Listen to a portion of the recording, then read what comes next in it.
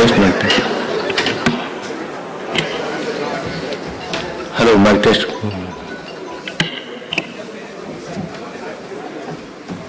Hello, good morning. Hello, good morning, please. Hello, good morning. Hello, mic test, please. Hello, good morning.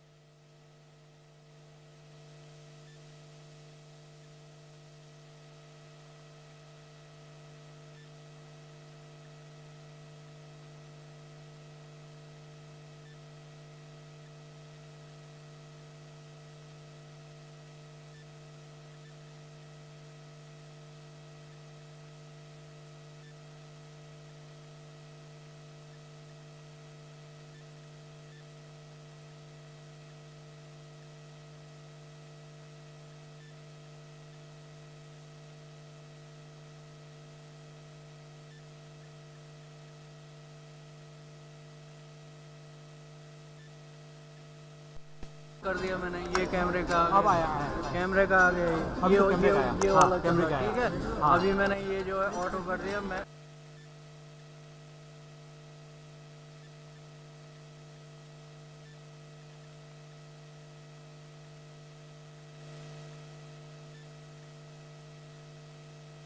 ये लो अभी आ गया ambience है। Ambience का mic ये तो एम्बियंस आ रहा है। ये वाला तो माइक अपना माइक है हमारा।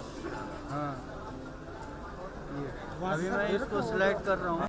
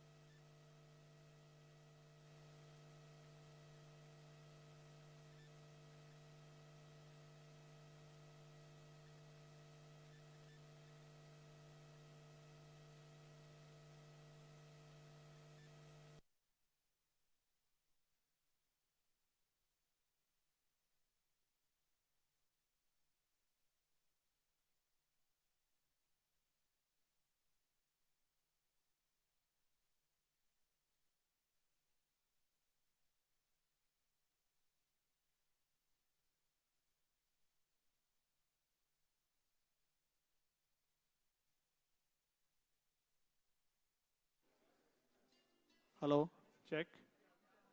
Hello, check. Check 1 2. Mic check.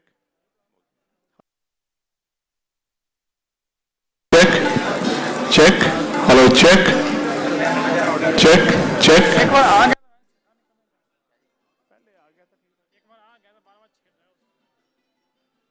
Hello, check. Check 1 2 3. Hello, check. Mic check 1 2 3. Hello, check. Check. Check. Hello, check. Check 1 2 3. Mic check 1 2 3. Hello, check. Hello. Hello, check. Check. Check. Check 1 2 3. Hello.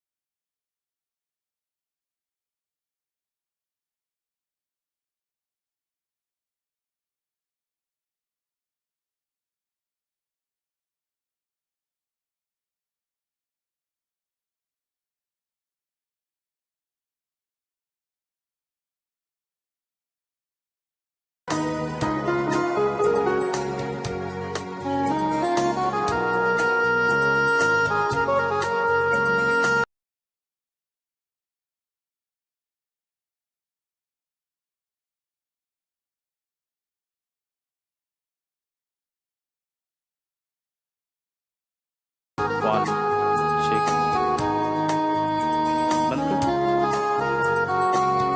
Check, check, check. One, check. Alright.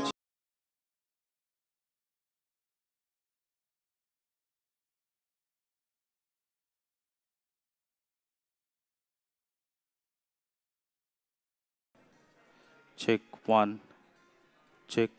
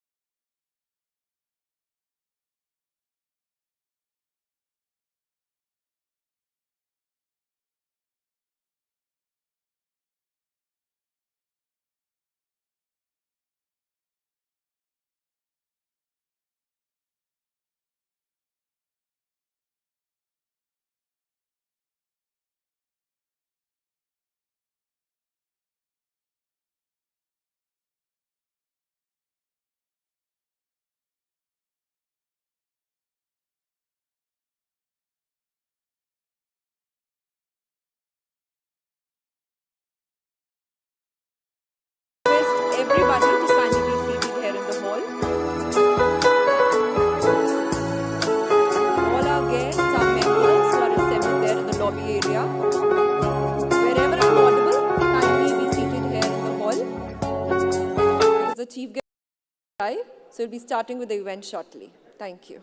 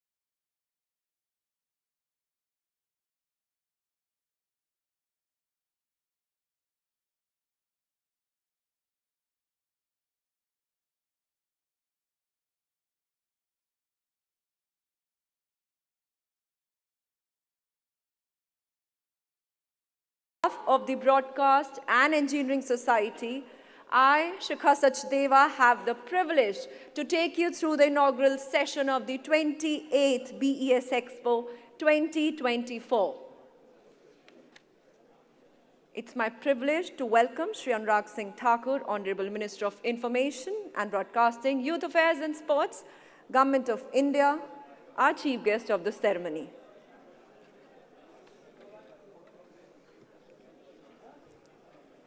The Broadcast Engineering Society India was established in 1987 and is registered with Registrar of Societies, Delhi. The society has its headquarters in New Delhi and has 12 local chapters spread across the country.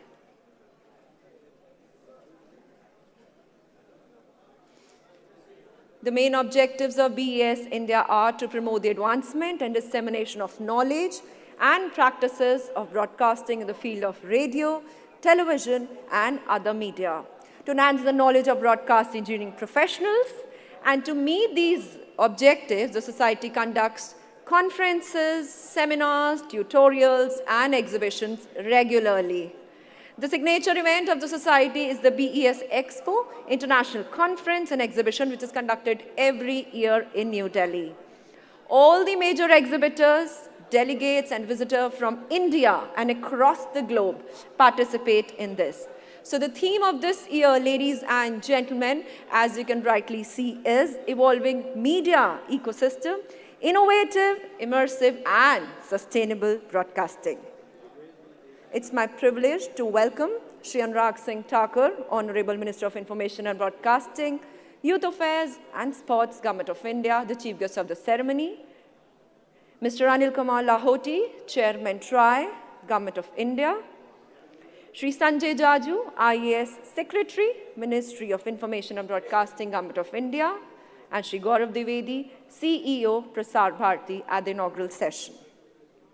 I request President BES, Shri Sunil, to kindly invite the dignitaries at the dais.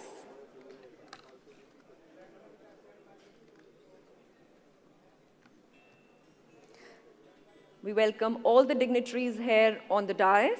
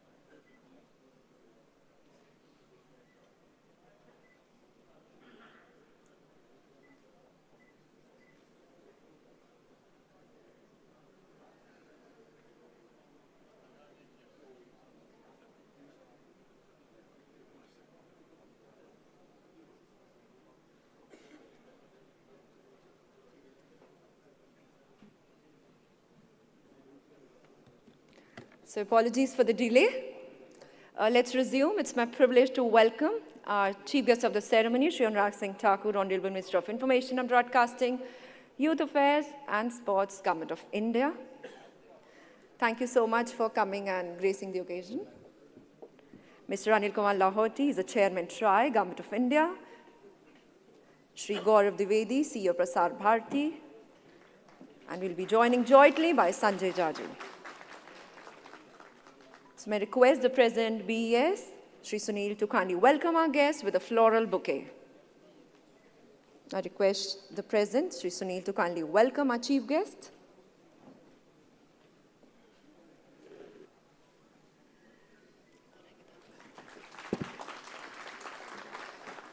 Secretary BES, Shri Aftab Ahmed,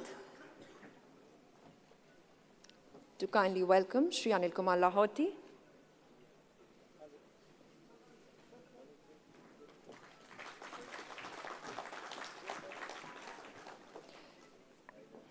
And Shri Raj Purohit, Treasurer BES, to kindly welcome Shri Gaurav Dwivedi, CEO Prasar Bharati.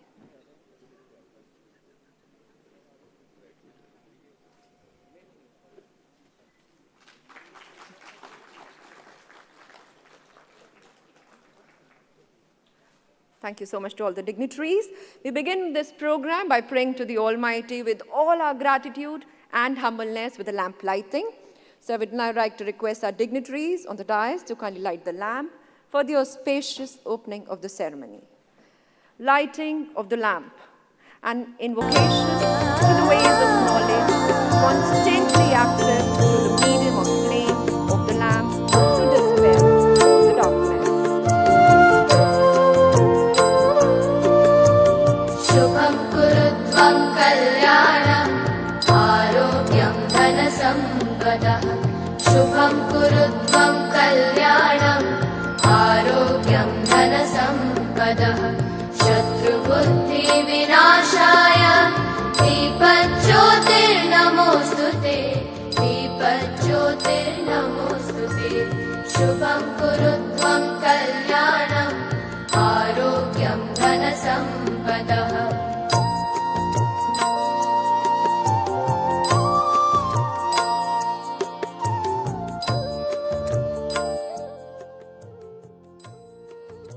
It's an invocation to the ways of knowledge, constantly active through the medium of flame of the lamp to dispel दीपज्योतिर्परब्रह्म दीपज्योतिर्जनार्दनः दीपज्योतिर्परब्रह्म दीपज्योतिर्जनार्दनः दीपो हरतु मे पापं सन्ध्यादीपनमोऽस्तुते शुभं कुरुत्वं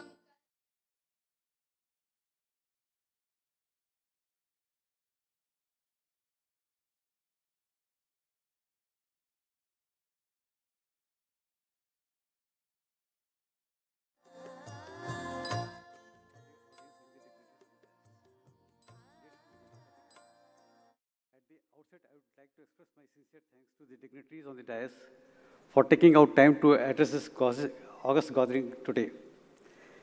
BES, a non-profit society established 37 years back, functions with the social cause of promoting the advancement and dissemination of knowledge and practices of broadcasting and to enhance the knowledge of broadcast engineering professionals. Today, the broadcast industry is undergoing tremendous challenges. One, the terrestrial broadcasting. Broadcasting was once considered to be one-to-many means of communication.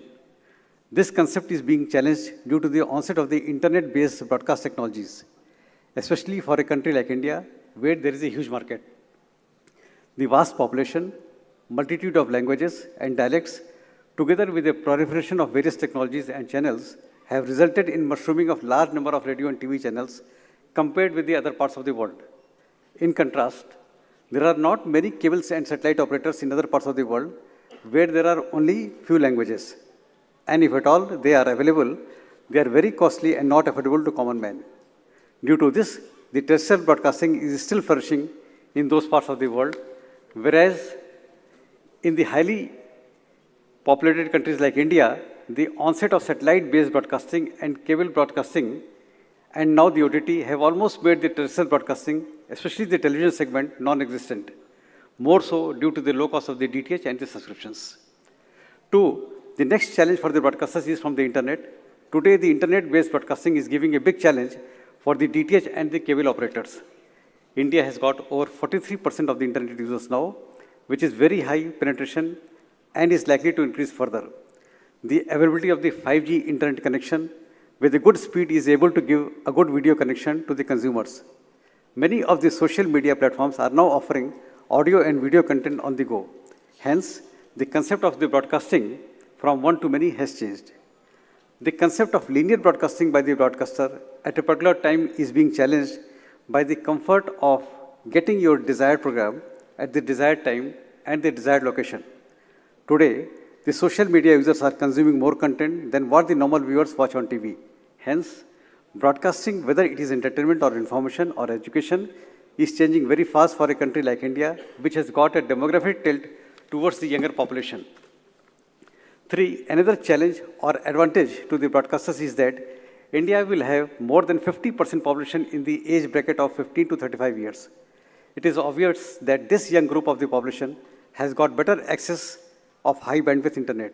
This will enable the young population to access the audio and video content through the internet. Hence, the future will be depending on the extent by which the broadcaster can reach the young population which has got the access to the internet. Four, the next challenge for the broadcasters is the content. Shifting from analog to digital has opened up many opportunities. Today, the consumers are consuming more content in the digital on daily basis on mobile phones, laptops, desktops, and other portable devices. Broadcasters are recognizing this need, and in order to stay relevant, the business model have to be changed. Five, and another area of the upcoming technology which is going to revolutionize the content is the augmented reality and the virtual reality. Lots of development are taking place in this field and is likely to change the way the content is generated. With the opening of the 5G technology, the internet is faster than ever. This is changing the way the news is being reported and broadcast. Gone are the days when the cameraman is deputed to cover the event. The availability of the 5G internet with advanced mobile phones and high-resolution cameras are replacing the ENG. In this mojo revolution, the mobile cameras give good quality video, which enables a reporter to directly telecast the event or news from any spot, and is generating a rat race among the broadcasters to deliver the news first on all available platforms. And the last, the biggest disruption in the technology which is creeping in the broadcasting arena is the direct-to-mobile, where the most important thing about the D2M is that the mobile user can use it without the internet, without a SIM card. It basically replicates the terrestrial broadcasting of earlier times when we used to put up the antennas outside our homes and our TVs would start receiving broadcasts without any payment and without any other device. There are about 28 crore TV households in the country, of which 19 crore households have TV, and the rest 9 crore households are TV dark. At the same time, the number of the mobile phones also in the country is about 80 crores, expected to rise 100 crores. That means, leaving aside the very small children and others, almost everybody in the country is going to have a mobile phone. Feature phone numbers add to another 25 crores. So, direct to mobile provides a tremendous opportunity for the broadcasting sector to reach almost to everyone. And if this happens, then it is going to lead to a tremendous increase in the consumption of data and consumption of the content. That is going to lead to a provision of the content creation and also provide several new job opportunities to the people. Imagine today, the content is consumed across about 19 crore TV households, and when it goes to almost 80 crore mobile phones, then the content consumption will increase manifold. And of this, 70% of the content is the video content. So when we talk of the data consumption on the IMT networks, it is this video content which is taking the most of the data.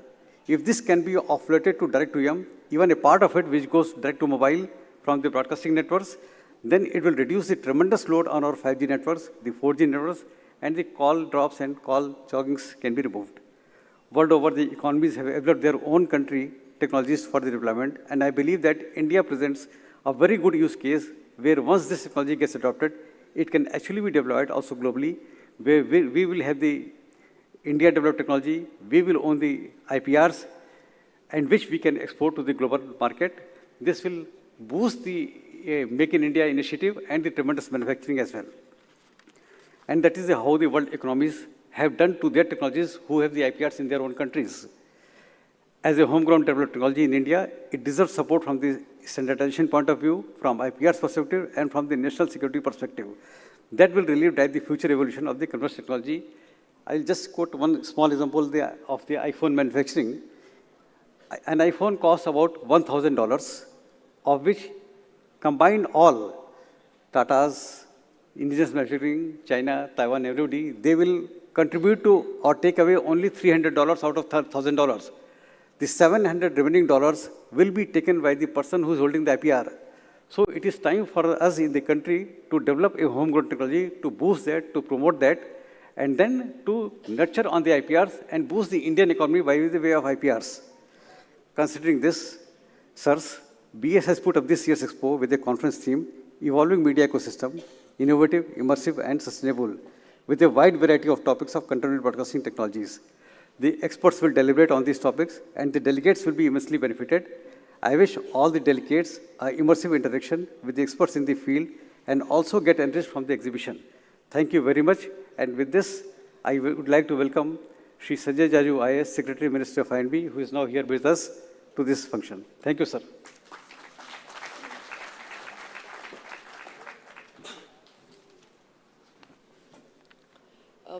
May I request President BES to kindly welcome Shri Sanjay Jaju with a floral bouquet.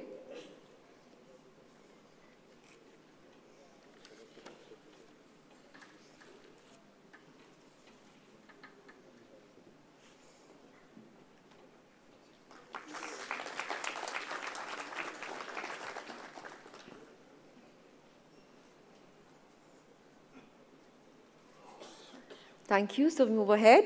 Shri Gaurav Dwivedi is a 1995 batch IAS officer of the Chhattisgarh cadre. He is a recipient of Prime Minister's Award for Excellence in Administration for his work on food security and computerizing paddy procurement and PDS distribution. He was the first CEO of My Government India under Ministry of Electronics and Information Technology and managed the GUI citizen engagement platform launched by Honorable Prime Minister Shri Narendra Modi in 2014. He has a joint degree from London School of Economics, New York University Stern Business School, and HEC Paris. He is currently the CEO Prasar Bharati. I request Shri Dwivedi, IAS CEO Prasar Bharati, to kindly present his thoughts on this august occasion.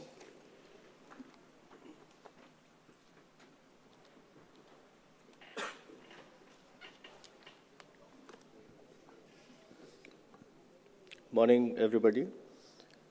Honorable Minister for Information and Broadcasting and Youth and Sports Affairs, Shri Anurag Singh Thakur ji. Respected Chairman TRI, Shri Lahoti ji. Respected Secretary, Ministry of Information and Broadcasting, Shri Sanjay Jaju ji. Sunil, distinguished guests, exhibitors, delegates, friends from the media, ladies and gentlemen. I thank BES for this opportunity to address this eminent gathering of broadcast professionals.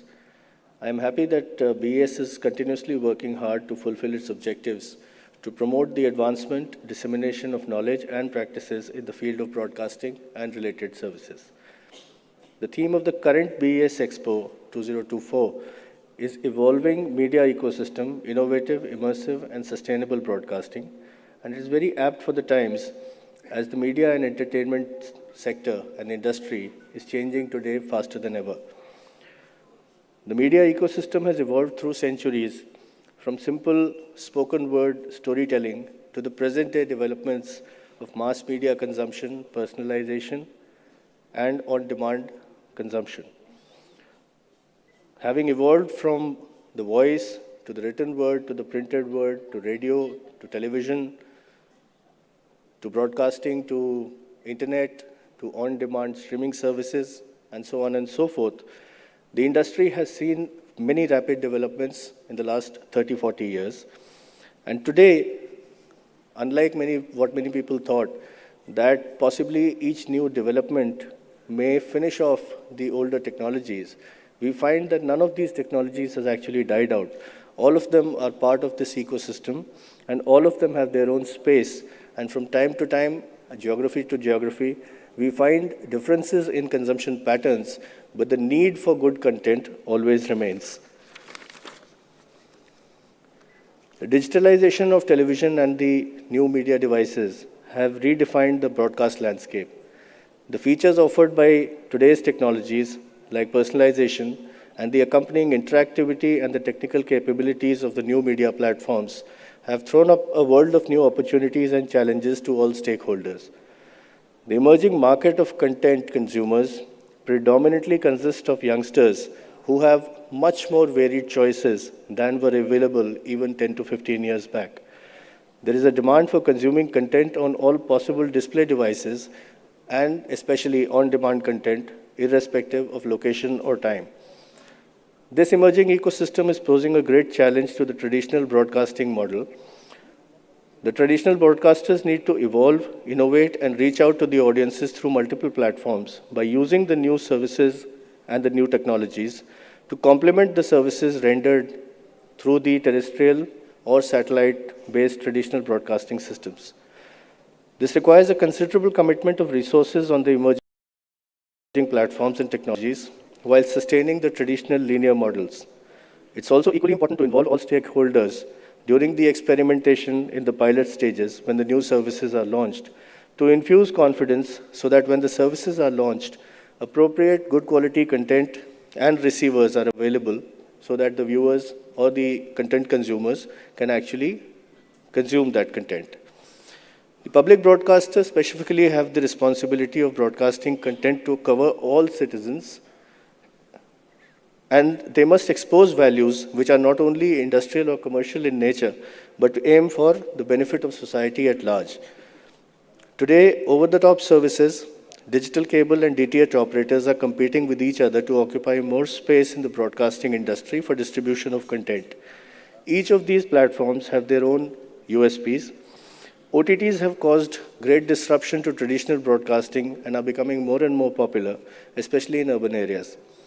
As the services are using internet connections, they can be accessed anywhere where data services are available. Many DTH operators are also providing access to their services through OTT to complement their traditional models and keeping their consumers with them. However, the requirement of reliable high-speed broadband limits their reach. Another competing element in the broadcast media ecosystem of late has been the entry of telecom operators. The demands on the spectrum by telecom service providers to roll out 4G and 5G services and wireless video streaming services has put a lot of pressure on broadcasters. This has compelled the broadcasters to look for better compression technologies and competing solutions and standards. While allocating spectrum to the telecom operators and other wireless service providers, there is possibly a need to keep the spectrum reserved for broadcasters so that services like D2M, HDTV, and other innovative services can be rolled out. Though we deliberate and attach a lot of importance to the technologies behind these new media, what actually matters is the content. The content that these new media technologies promise to offer in building and entertaining the society. We must always remember, despite all the technology that we may have at our command, content is finally watched for the quality of content, not as a curiosity, just because it is presented in a certain format. The emerging ecosystem is a complex, diverse, rich, and highly interactive system. And to sustain the business, it requires out-of-the-box thinking and quick adaptability to new standards, expectations, and ways of life. Only time will tell whether the viewer's demand for choosing content from a wide range of options available will be strong enough to break the broadcaster's grip over the content. We will also possibly need to work very hard in terms of identifying the technologies such as AI for automating content generation and to reduce the turnaround time in terms of content production and processing. I hope the sessions, the tutorials, and the conference discussions spread over these 3 days will be able to address the current scenario, issues, challenges, and opportunities in these respective fields, and will be able to drive the Indian broadcast industry towards future readiness. Wish you all the best. Thank you.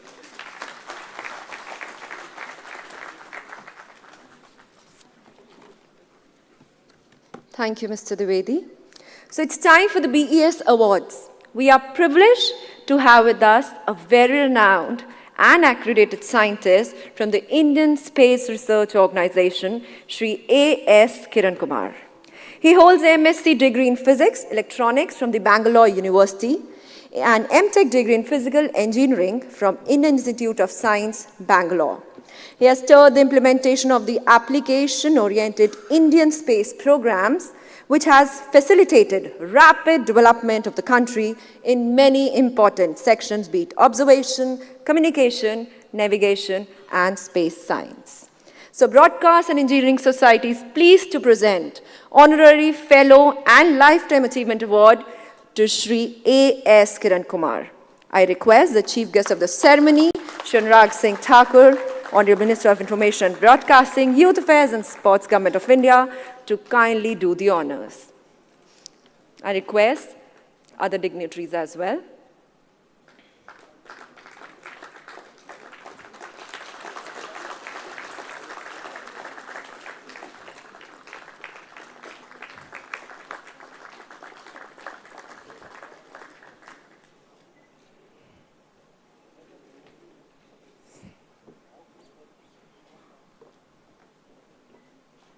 His contribution has facilitated rapid development of the country in many important spheres of observation, navigation, communication, and space service. Now it's time for the release of the exhibitor directory come conference proceedings. I request Honorable Minister to kindly do the honors. May we have the exhibitor directory and the proceedings, please?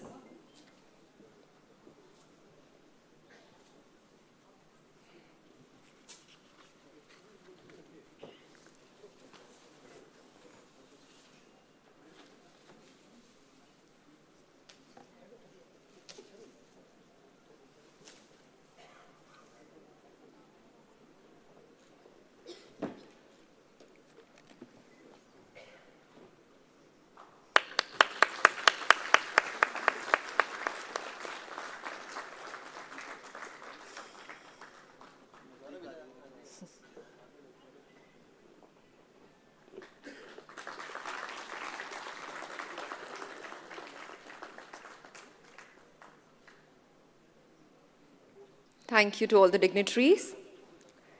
Shri Sanjay Jaju, IAS, Secretary, Minister of Information and Broadcasting, Government of India, has taken over the charge of Secretary in the Ministry on 5th of February 2024. He has worked in diverse areas, be it defense, urban infrastructure, civil supplies, education, tribal welfare, information technology. He has worked as Additional Secretary in the Department of Defense Production in the Ministry of Defense, Government of India, and looked after the policies for bringing in the investments and growth in the defense and aerospace sectors to advance the Make in India resolve. He has been conferred the prestigious Prime Minister Award for the Excellence in Public Administration. I request Shri Jaju to kindly present his address on this occasion.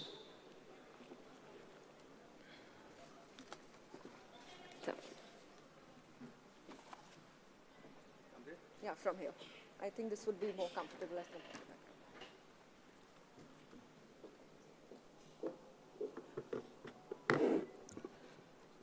Honorable Minister for Information and Broadcasting, Shri Anurag Singh Thakurji, respected Lahoti Sahab, Chairman, Telecom Regulatory Authority of India, distinguished guests, Mr. Sunil, my esteemed friend Gaurav Dwivedi, ladies and gentlemen, a very warm good morning to all the dignitaries on the dais, notable speakers, dear colleagues, ladies and gentlemen. I'd like to take this opportunity to congratulate BES for organizing this workshop. Friends, we are aware that the broadcasting industry has changed significantly from the time we used to have the black and white TVs, and now that we have the cable TV, the satellite TV, and increasingly so now we have the streaming services, which are now shaping the future of TV and creating an absolutely immersive viewing experience. Friends, availability of high-speed broadband networks have actually catalyzed this transition. And these emerging technologies have actually paved the way for new services to the consumers like the video on demand, direct to mobile, Wi-Fi based broadcast over linear TV, augmented reality, virtual reality, artificial intelligence and machine learning based subtitling, program suggestions, audio video gaming, digital radio, podcasts, audio video streaming. I think it's an endless list that's now shaping the current generation. And friends, all of this has made consumers more demanding now, and they're yearning for similar experience on all kinds of devices, be it a smartphone or a TV or a tablet or a PC, and everybody is demanding bundled services. As far as the broadcasting services are concerned, the sector which stood at INR 2.1 trillion, that is lakh crores, in 2022 is now expected to grow to 2.83 trillion Indian rupees by 2025, and can arguably claim to be one of the most fledgling sectors in the economy, which has also got a direct impact on people. And friends, television in this is the largest segment in the sector, followed by digital media. And as per some reports, TV shows a promising growth of 12% and digital media shows the growth of 40% year on year. And that's huge. The continuous growth in TV in last decade is clearly evident from the number of private channels that we have. You're aware that we have close to 900 channels, out of which 350 are pay channels. And these private channels, along with 35 channels that Doordarshan has, and they are being carried by 4 DTH operators in our country, and about 998 MSOs, and each of them are having about 65 million subscribers. And out of these 300 million households, that is 30 crore households in India, there are 90 million TV dark houses, which shows a lot more space for TV to grow. Coming to the radios, radios are also not lagging behind. We have close to 388 private FM radio stations, 591 All India radio stations, and about 480 odd community radio stations which are catering specifically to the rural masses. Prasar Bharati, the public broadcaster, is also catering to the masses with 35 Doordarshan channels and also a DD Free Dish DTH service which is carrying over 160 DD and private channels. Friends, over these years, one can see an increased convergence between telecom and broadcasting. And there are discussions about convergence of mediums, businesses, and the necessity for regulatory convergence, especially in view of the diversity of the country like ours. The convergence of broadband and cable TV in a vast and diverse country like India will actually be running parallel to the existing DTH and the cable form of the services that we have in our country. And in this evolution of technologies which is happening, both are expected to coexist for a long period of time. As you all know, broadcasting is actually a strategic sector, and there are regulatory requirements of broadcasting as well as telecom frameworks. And the principle broadly remain the same, as broadcasting is one-to-many transmission, which is also fundamental to the constitutional values of freedom of speech. At the same time, both of them have a different prescription of regulations. And it is in this context that the Ministry of Information and Broadcasting is trying to achieve regulatory convergence by following ease of doing business models. And that's how the Broadcast Seva portal has been created in the ministry, which is actually a single one-stop shop for all the licensing, permissions, and reporting requirements of all the broadcasters within our country. And this portal is also integrated with the Department of Telecom Saral Sanchar portal and the portals that the Department of Space and the Ministry of Home Affairs has. Friends, all this is going to serve and go a long way in ensuring holistic development of this sector and also would allow the growth of the newer platforms. Friends, you're also aware that Ministry is currently in progress on bringing up and coming in with a national broadcasting policy framework, and certain broad goals and strategies have been identified, and the consultation with TRI is also going on certain specific issues. At the same time, the Broadcasting Services Bill, all of you are aware of it, would also pave way to simplify the regulatory system for this segment. And this bill would ensure consumer protection, at the same time would provide media transparency through self-regulation and content evaluation committees. Friends, the broadcasting space has evolved now with the emergence of OTT, DTH, and now even the D2M models which are coming in. And one hopes that the bill has provisions for all these future technologies and would provide a graded mechanism for fines and penalties to ensure a balanced development so that on the one hand, creative freedom is retained, but at the same time, repeat offenses are penalized sufficiently to create sufficient deterrence. We also endeavor to expand the panel size by use of return path data mechanism, and we also intend to expand it to other mediums like OOH and other digital mediums. Friends, technologies have to enable better utilization of spectrum, which is a finite resource. The newer technologies, in addition to offering better quality of audio-video content, also support more efficient utilization of services. And it's expected that newer technologies, which offer better quality of audio-video content, also support efficient utilization of spectrum. And I think that's where all of you as technocrats would continue to play a huge role. There have been recommendations from TRI to provide digital radio broadcasting services in the vacant spectrum of the FM band, and starting with some bigger cities, A+ category cities. And it has also been recommended to have the FM radio channels auctions and dealing them from technology. Prasar Bharati has also completed experimental trials of ITU recommended digital radio broadcasting technologies in the FM band in Delhi and Jaipur. And we have constituted a committee to identify frequencies for digital radio broadcasting. And we hope to finalize the recommendation soon. Another important technology which enables better utilization of spectrum would be direct-to-mobile broadcasting. And this is a next-generation broadcasting technology which would enable direct delivery of broadcast signals, that is the video, audio, data, etc., to mobile phones and smart devices by leveraging the terrestrial broadcast infrastructure that we have. To cater to such bandwidth requirements, these networks would need to be designed oversized with overcapacity, which will involve larger spectrum and enormous capex and opex investments would be needed.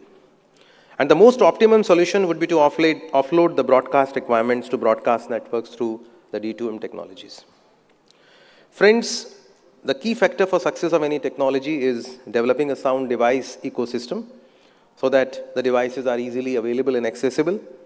And it is essential that we work in parallel with the device manufacturers to integrate the receiving systems in various mobile devices. All of you are aware about the Atmanirbhar Bharat pledge that Honorable Prime Minister has been calling us to create in various sectors of our economy.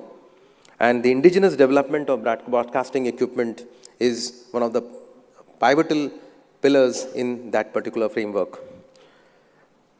You're all aware that close to about $20 billion of equipment is currently being imported in our country. And this includes head-end equipment, consumer premises equipment, network equipment, and all other kinds of cables, etc. The Ministry of Information and Broadcasting is working with the DPOs to enhance indigenous components in all these components. It's important that growth of the broadcasting industry is also coupled with the growth in local manufacturing, and that will not just help us save critical foreign exchange, but at the same time make all these devices become affordable for a country like ours, which has huge population. It's in this regard that specific focus is being given to enhance the ease of doing business in this sector. Various provisions have been decriminalized through the Jan Vishwas Act, and at the same time, the digitally enabled Broadcast Seva portal is also becoming a single platform for you to have the interface with the ministry. And it will be a constant endeavor to push ease of doing business, and we'll try and create a dynamic system in which we listen to your complaints and grievances, at the same time your suggestions to make such portals more and more interactive and user-friendly. Friends, I wish all of you success, not just in your workshop, but at the same time in all the endeavors that you pursue. I would also like to thank the organizers for allowing me this opportunity. I'm fairly young to the sector. I don't really have a habit of reading from speeches, etc. But I hope you would pardon me for doing so. And I wish to be a friend for the sector and congratulate you for being part of this momentous event. Thank you very much.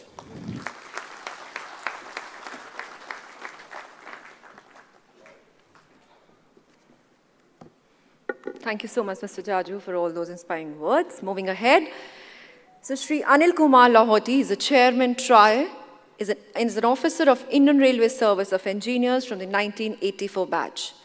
He had superannuated as a chairman and CEO of Railway Board on 31st of August 2023, after a career spanning about 37 years in Indian Railways.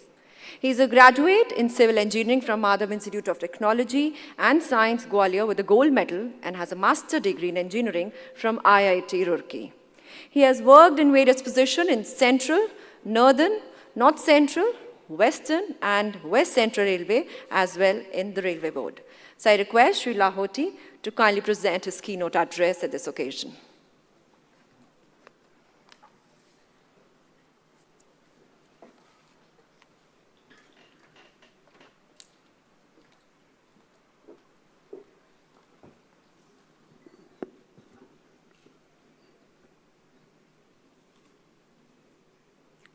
Honorable Minister of Information and Broadcasting, Youth Affairs and Sports, Shri Anurag Singh Thakurji, Shri Sanjay Jaju, Secretary MIB, Shri Gaurav Dwivedi, CEO Prasar Bharati, Shri Sunil and Shri Aftab Ahmed from BES on the dais, esteemed participants from the broadcasting industry, members of press and media, and distinguished delegates. A very good morning to all of you. It is indeed my pleasure to be here in this conference and to be addressing you on the subject of evolving media ecosystem, innovative, immersive, and sustainable, the subject chosen by the conference organizers, and I compliment them for selecting a very topical and contemporary subject for this conference, and thank the organizers for inviting me to speak on this occasion. As we know, the broadcasting sector stands as one of the cornerstones, we can say, of India's economy and is a vital component of the country's dynamic media and entertainment industry. And it holds a vast potential for growth, which my previous speakers have just now elaborated in so many details. The sector has been phenomenal in attracting investments, fostering creativity, and elevating India's soft power globally.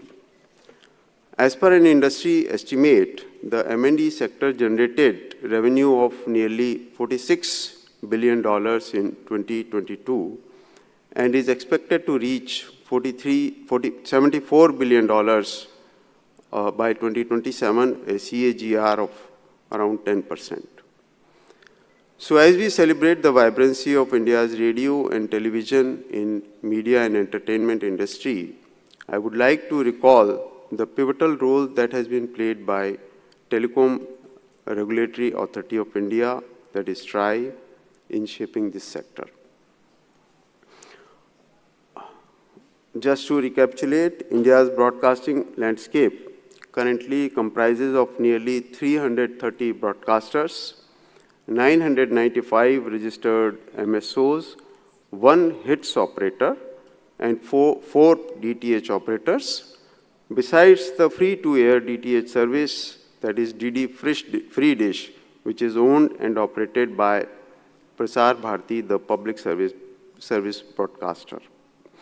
Further, a few IPTV service providers are also providing a variety of options to consumers to access TV and radio channels. The advantage of the multiplicity of technologies and the numerous players has been the competition in the sector and consistent improvement in the quality, wider choices, and affordability to the consumers. As we know, TRAI is a statutory body set up by an Act of Parliament in 1997, and the functions related to regulation of broadcasting and cable services were entrusted to TRAI from 2004. Ever since, the objective of TRAI has been to create and nurture the conditions for orderly growth of these sectors in the country. Looking at the advantages of digital cable TV networks, TRAI in 2010 gave its recommendations to the government for implementation of digital addressable cable TV systems, that is DAS, across the country. The government accepted TRAI's recommendations and amended the Cable TV Networks Rules 1994 in April 2012, mandating implementation of digital addressable cable TV systems by MSOs across the country. Completion of this process of digitalization necessitated a new set of regulations. Therefore, in March 2017, TRAI introduced the new regulatory framework comprising of tariff order, interconnection regulations, and quality of service regulations. This new regulatory framework is based on 4 core principles, that is transparency, non-discrimination, protection of consumer interest, and enabling orderly growth of the sector. This framework significantly promotes consumer interest, making the choices available to consumer and consumer paying only for what she wants to see. This encourages market forces to improve the quality of TV channels with better consumer viewing experience. During the last 2 years, TRAI has come out with various significant recommendations for the growth of the sector with due consultation process.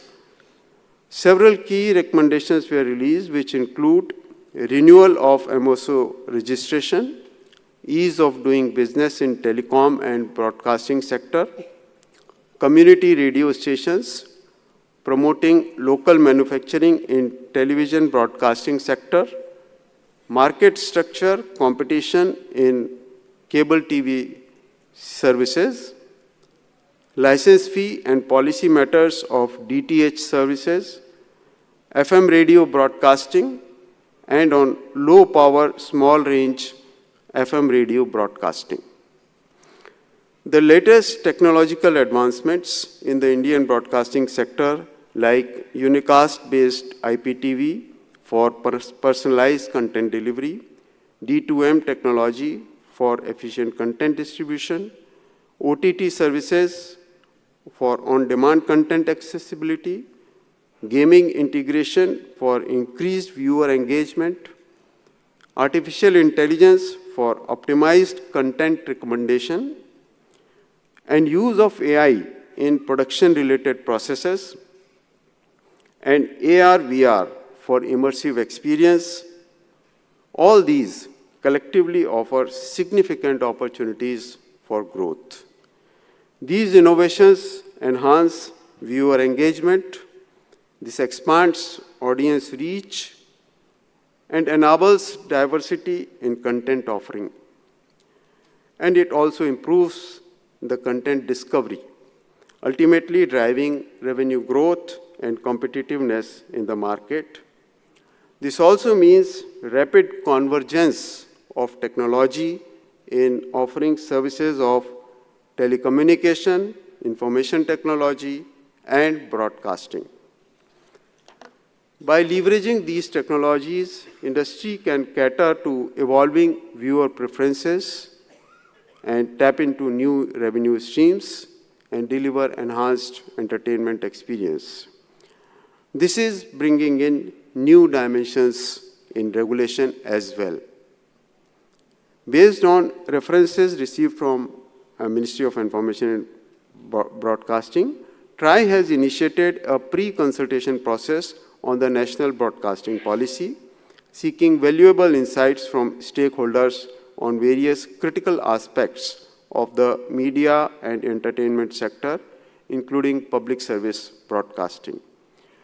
TRAI is committed for fostering a robust broadcasting ecosystem that prioritizes content quality, ensures availability and affordability of content, enhances global reach, promotes local content, and bridges the skill gap.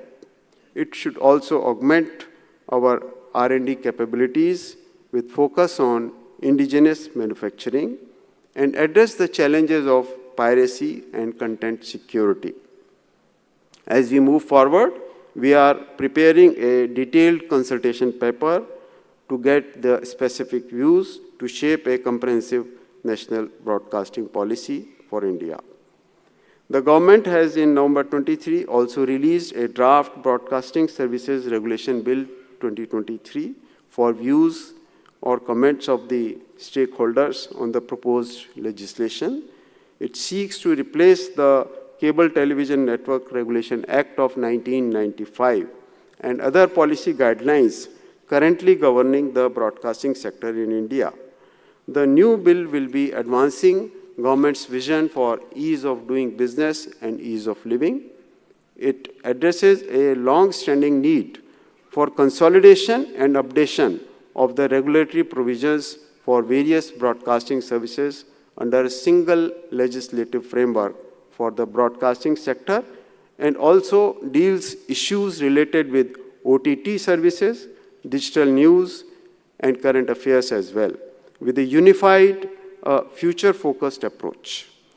It intends to address the dynamic world of OTT, digital media, DTH, IPTV, and more, promoting technological advancement and service evolution. I wish the organizers and participants all the success in their endeavor in this conference, in the 2 days deliberations that you will be having on this variety of subjects here. In conclusions, I would like to say, as we navigate the landscape of broadcasting sector, it is imperative for us to harness the potential of technology, foster innovation, and adapt to changing consumer preferences. We should continue to propel India's broadcasting sector towards greater heights of success in alignment with our vision for a digitally empowered nation. Thank you.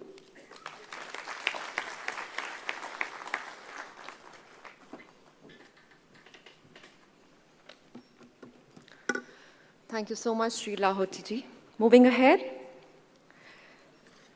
Our chief guest of the inaugural ceremony, Shri Anurag Singh Thakur, the Honorable Minister of Information, Broadcasting, Youth Affairs and Sports, Government of India, is a fourth-term Member Parliament Lok Sabha from Hamirpur, Himachal Pradesh. Before assumption of this charge, he held the portfolios of Minister of State for Finance and Corporate Affairs, Chairman of the Parliamentary Standing Committee on IT and Member of Public Accounts Committee. He was the youngest Chief Whip Lok Sabha in the 16th Lok Sabha. He represented India at the Parliamentary Committee on WTO and the Steering Committee. He is recognized as a young global leader by World Economic Forum, served as a national president of Bharatiya Janata Yuva Morcha, and was the only national president for the 3 consecutive terms.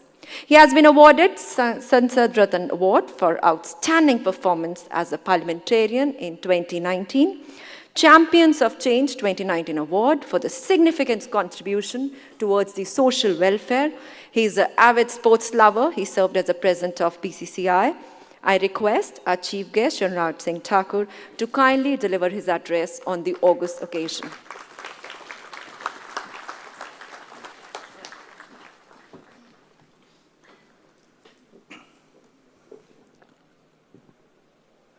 dignitaries on the dais, esteemed guests, delegates, ladies and gentlemen, a very good morning to all of you. Namaste.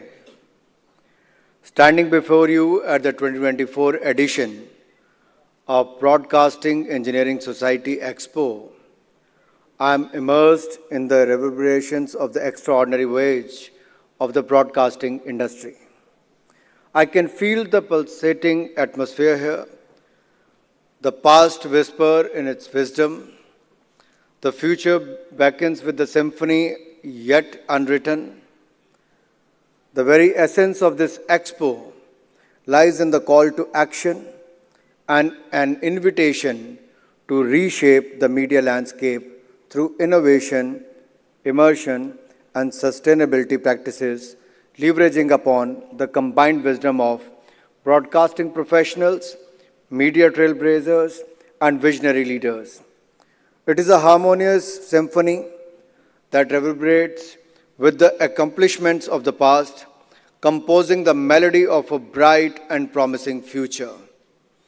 At the forefront of this transformative journey stands the Broadcasting Engineering Society, a beacon of technological advancement and innovation in the field of broadcast engineering. Through its annual expo over the last 2 decades, BES has provided a platform for industry professionals from around the world to converge, exchange ideas, and push the boundaries of possibility.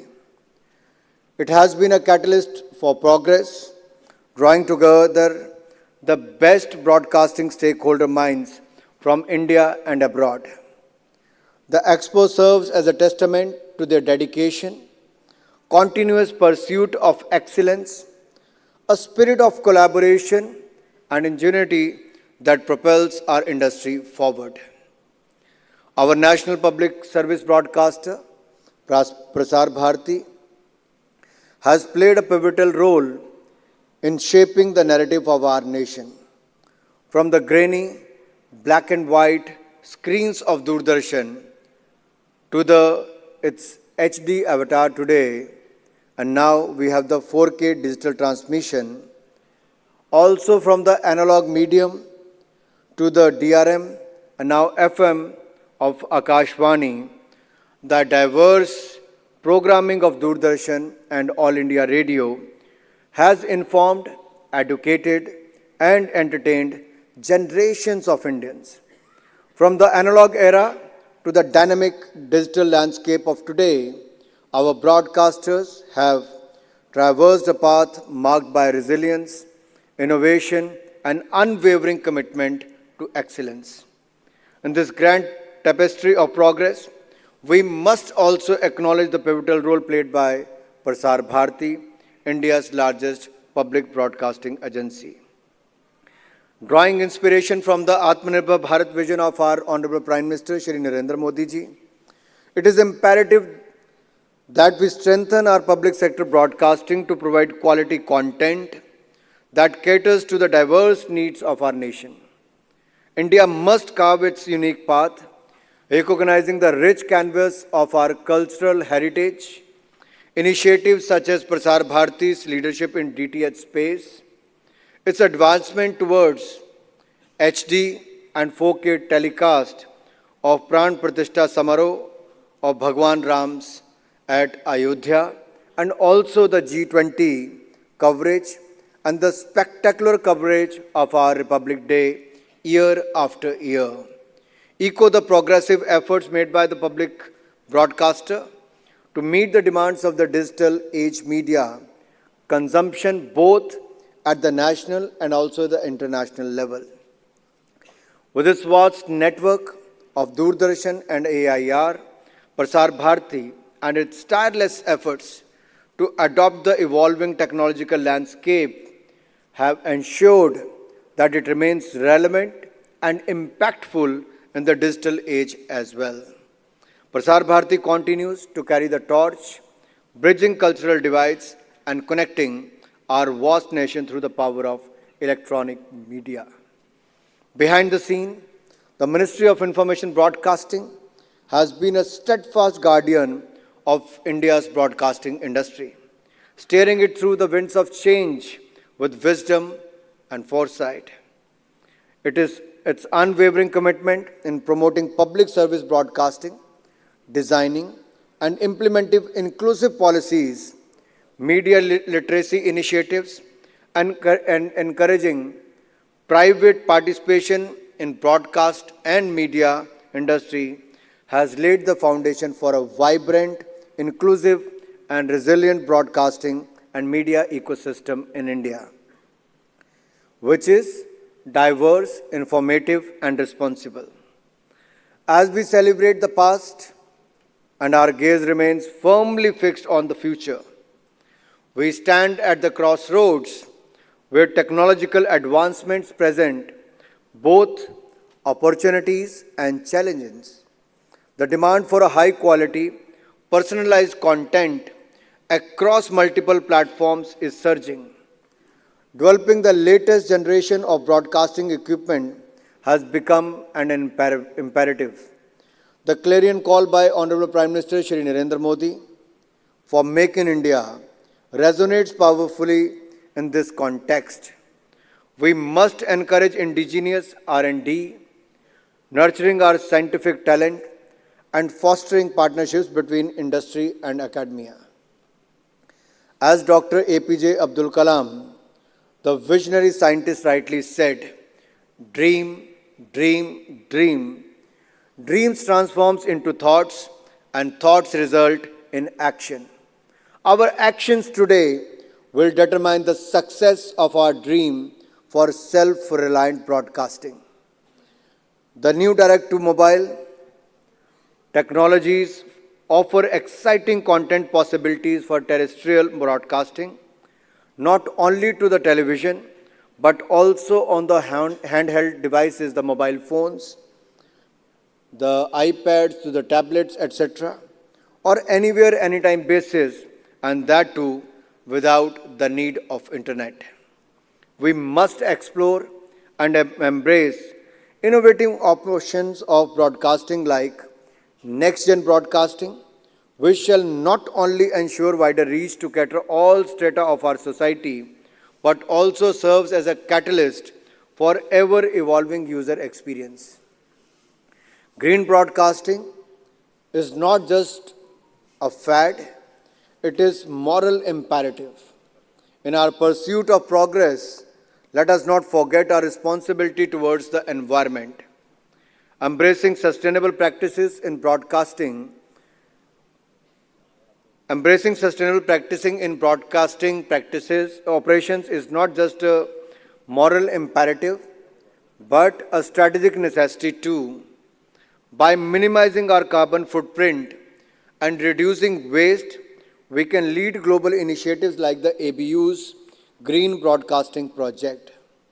India's research and development in solar-powered broadcasting equipment and energy-efficient studios position us as leaders in sustainable broadcasting, reflecting our commitment to the environment stewardship. In an increasingly interconnected world, safeguarding data privacy and security of sensitive information is of paramount importance. India's effort in developing indigenous cybersecurity solutions underscore our commitment to data security, aligning with global data protection regulations. As we harness the power of technology to drive innovation in the broadcasting ecosystem, let us ensure that we prioritize the protection of sensitive information and also not forget the steps required for integrity of our digital infrastructure. In the age of information, promoting media literacy is paramount. Empowering citizens to navigate the complex landscape of digital media is the need of the hour. Government of India's initiatives such as Digital India and the Pradhan Mantri Gramin Digital Saksharta Abhiyan, which creates awareness about the digital literacy, financial literacy as well, bridge the digital divide, ensuring the broadcasting technologies reach the remotest corners of our region, of our nation. As we embrace the digital revolution, let us empower our citizens with the tools they need to critically engage with the media and make informed decisions. My dear friends, it is important to invest in the regional content and language. India's linguistic diversity is our strength.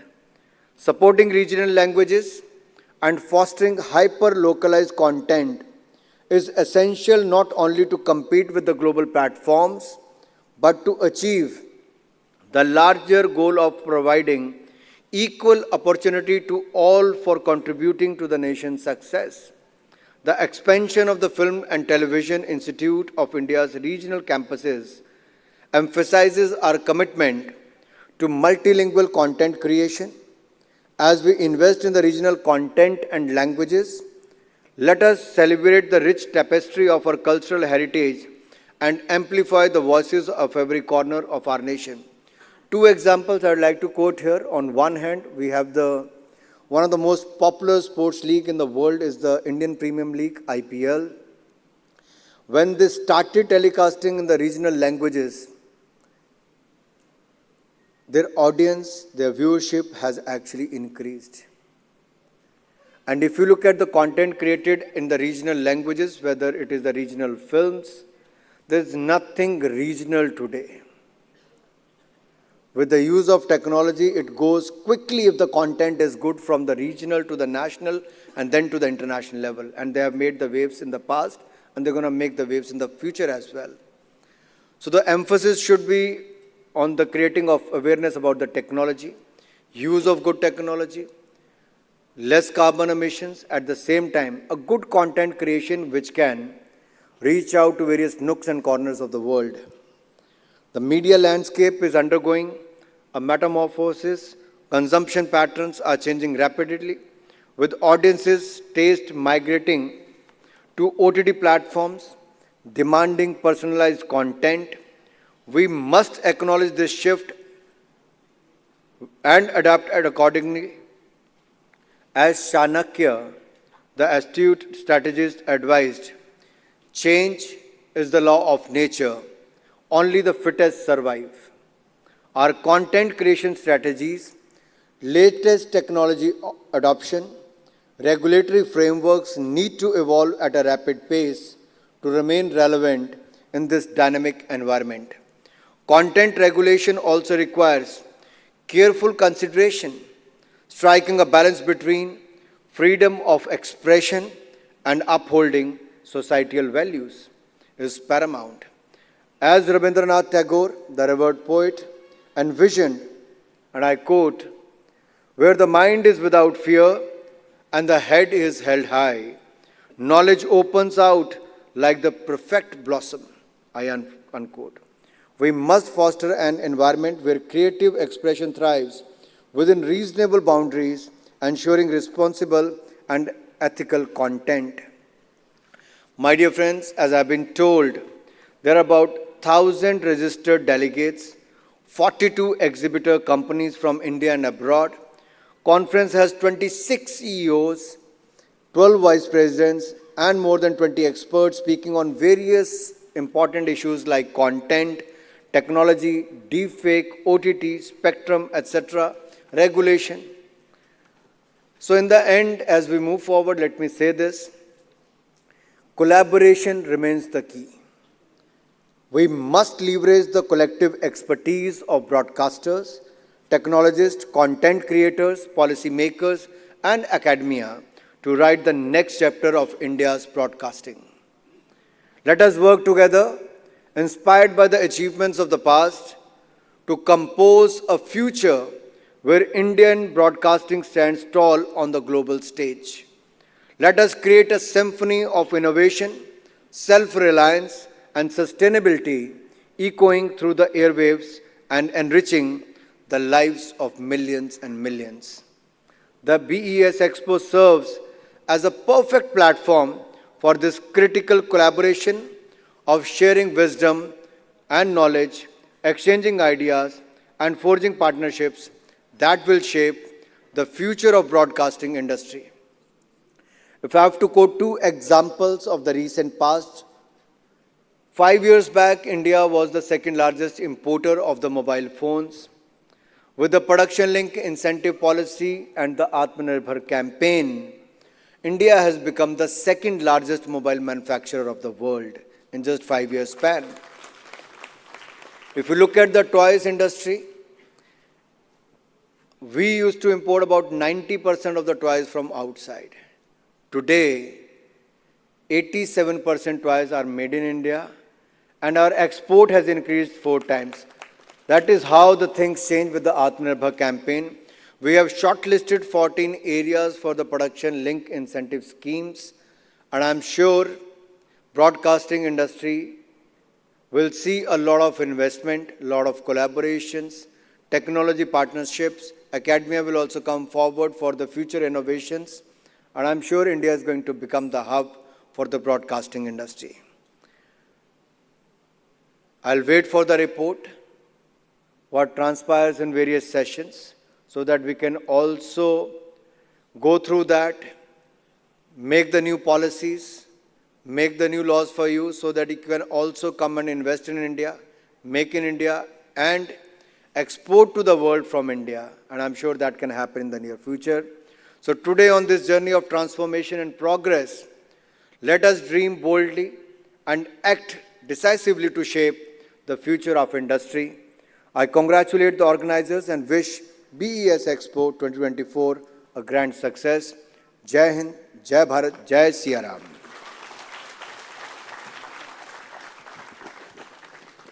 Thank you so much, sir, for your words of wisdom. Indeed, infrastructure and facilities along with content is important. And with this, it's time for the felicitation and distribution of mementos to the dignitaries. I request the President BS, Shri Sunil, to kindly give away the felicitate our honorable dignitaries on the dais.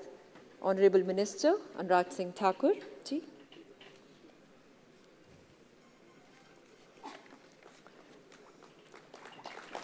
Thank you so much for coming and gracing the occasion.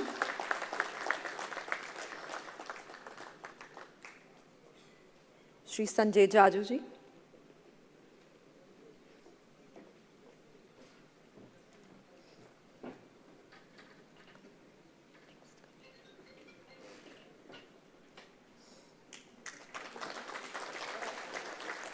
May I request Shri P.S. Srivastava, Vice President BS, to kindly felicitate Shri Anil Kumar Lahoti ji.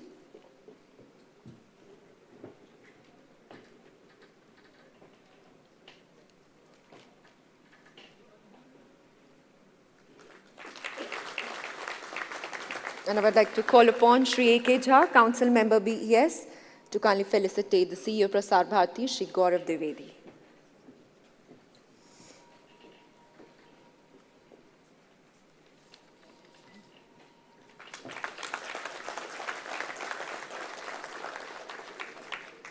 Thank you so much to all the dignitaries. It's time for the vote of thanks. May I please call upon Shri Aftab Ahmed, Honorary Secretary BS, to kindly propose the vote of thanks.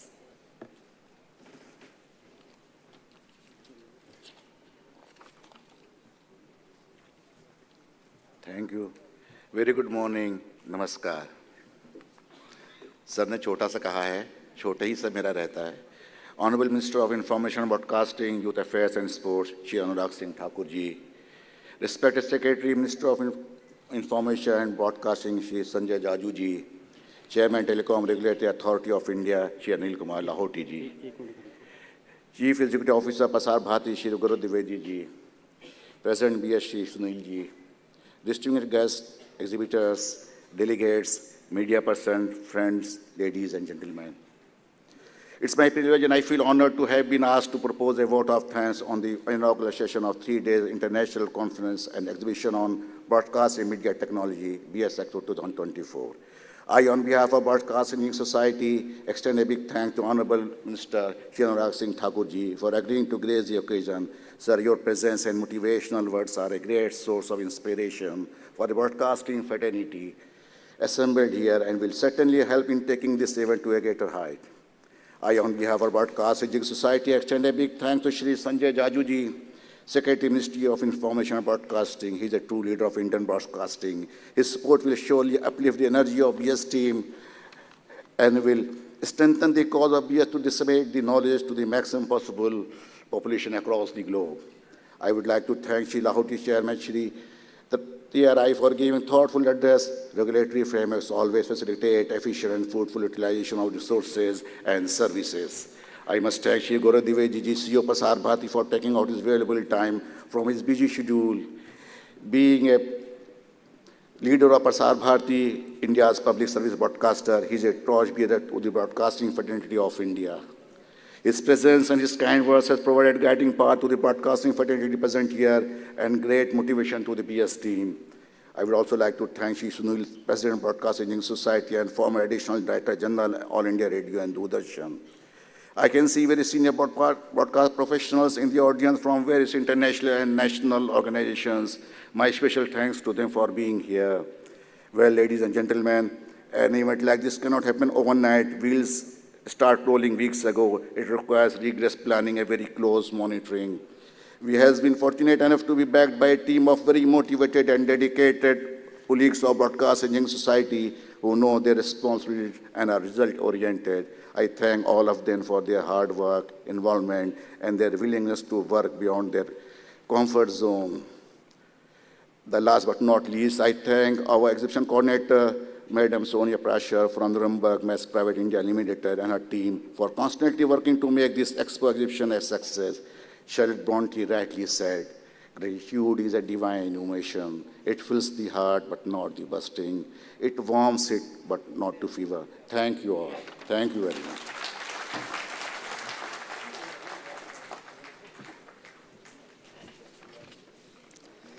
Thank you very much, everyone. It's time for the inauguration of the conference by our Honorable Minister, along with the other dignitaries. Thank you so much. All of you are requested to kindly be seated here only.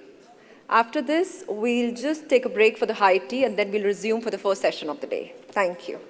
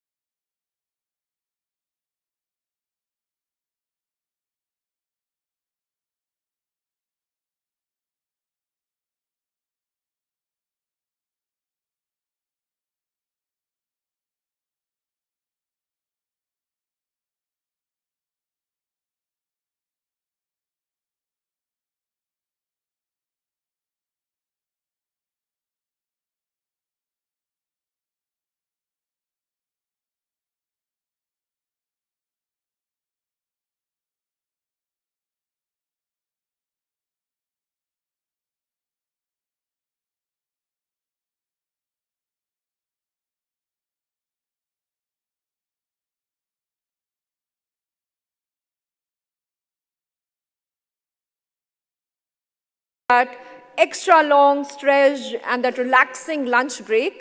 So we are about to resume and we'll be starting with the next session just in next 5 minutes. So everybody whosoever is present there in the lobby area, in the hall outside this conference hall, all of you are requested to kindly be seated here so that we can start with the next session in next 5 minutes. Thank you.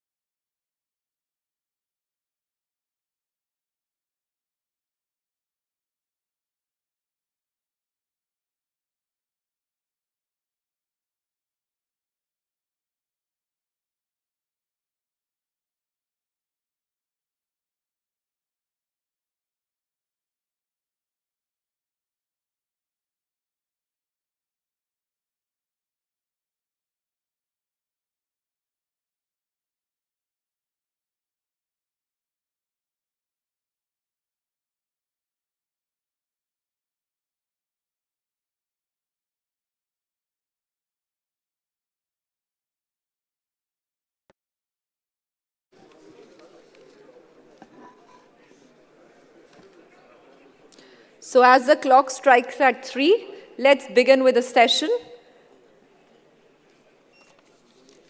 Session on ATSC 3.0 broadcasting. The session to be chaired by Mr. Ahmed Nadeem. He's the Secretary General, Asia Pacific Broadcasting Union from Malaysia. About him, he assumed the role of the 7th Secretary General of the Asia Pacific Broadcasting Union on April 1st, 2023. Previously, he led the ABU Technology Department from 2008, and before his current role, he served as the Director of Technology and Innovation from May 2018 to March 2023. With over 25 years of expertise in broadcasting and telecommunication, Mr. Nadeem is Distinguished Engineer in Electronic and Information Technology. I would like to request Mr. Nadeem to kindly come here on the stage. Along with him, the members of the session are Mr. Mark Simpson, he's the President and CEO, Triveni Digital. May I have Mr. Simpson here on the stage. Mr. Mark Cole, he's a Senior Vice President, Emerging Technology. And Mr. Ralph, he's a Senior Vice President, Sales and Marketing. Kindly share the session. Namaste. Good afternoon. Assalamu alaikum. Thank you for the kind introduction. Welcoming you all back after that long break and a good lunch, starting with the first session of the BES. We have here 3 colleagues from Triveni Digital who are joining me, 3 esteemed colleagues, Mark Simpson, Mark Cole, and Ralph. What we'll try to do is we'll try to go through some presentations on the work that Triveni is doing in the area of, specifically on ITSC 3 implementation. And then we will open the floor for Q&A. Just taking the discussion of this morning's inaugural session forward, what we have heard from the Minister and the Secretary and the Prasar Bharati's CEO are very, very similar to the kind of challenges, although they were discussing on the perspective, in the perspective of Indian scenario. But coming from Asia Pacific Broadcasting Union, from the ABU's perspective, we cover the whole region and to some extent beyond the region also. The challenges and the opportunities that are present in the current ecosystem is very, very similar around the world. So when you're looking at the way digital technologies are evolving, and especially the kind of competition that are coming out in terms of OTT presence, in terms of internet delivery of media, it's very, very important, especially for public service broadcasters, to be up in par with what's going on. It's very difficult in the sense that we don't have, as broadcasters, the kind of resources that are available to those internet giants. But I think it is very important to understand that what is driving this scenario is actually technology. But the truth of the matter is that these technologies are available to any organization who wants to adapt it. But if you really look at from the bigger picture point of view, all these OTT technologies who are coming in, what all of them want is content. And that is what the minister also this morning highlighted. There's a huge demand for content. There's a huge demand for actually for local content, creative ways of developing content, creative ways of addressing the audience. So what remains unchanged in this whole ecosystem, the way it is changing and evolving, is that even earlier and even now, what broadcasters want is the eyeballs. We want the attention of the audience. And I think from the sustainability point of view and from what this morning discussed about the efficiency of using spectrum, this is where technologies like ATSC come into place, where you are able to provide and continue to provide broadcasting signals free of charge, free to air to all audiences. So without delay, let me just introduce our first speaker, Mr. Mark Simpson. Yes, the floor is yours. Thank you. Thank you, everyone. I guess I'd like to briefly answer, there are a couple of questions. Who is Triveni Digital? What do we do? For this audience, more importantly, probably, why are we named Triveni? We started as an R&D center for LG Electronics more than 25 years ago. and realized we should sell products in this advanced television space. One of our Indian employees suggested the name Triveni. Sounded like a good idea. It kind of means convergence, hence Triveni Digital. We're now employee-owned and have been for a while. I think that our core markets are sort of important. We get a lot of experience from these markets. We've been operating in the television broadcast market and cable markets for all our time. And these products are related. We have a number of products that are MPEG-based, the old legacy systems, ATSC1 or DVB-SI types of systems. The core categories, I guess you could call it, are test and measurement, or specifically monitoring and analysis for these complex data flows that go through broadcast television and cable. We do things like transport encoding and metadata systems, and also content distribution. So really data broadcast supporting platforms. And across all these categories, we're actually the market share leaders in the US, and including in ATSC 1 and 3.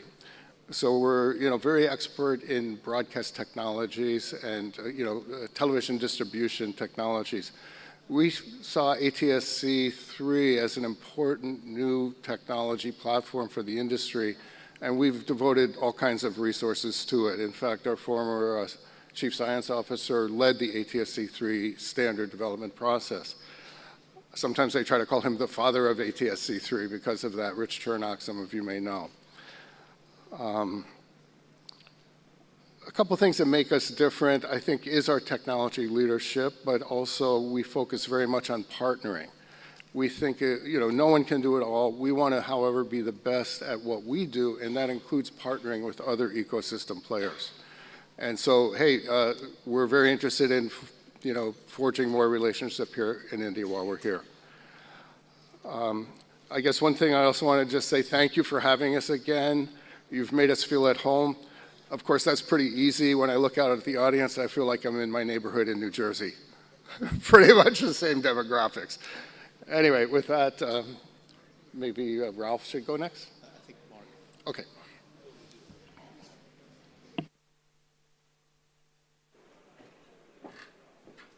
Find it. Thank you. Okay, thank you.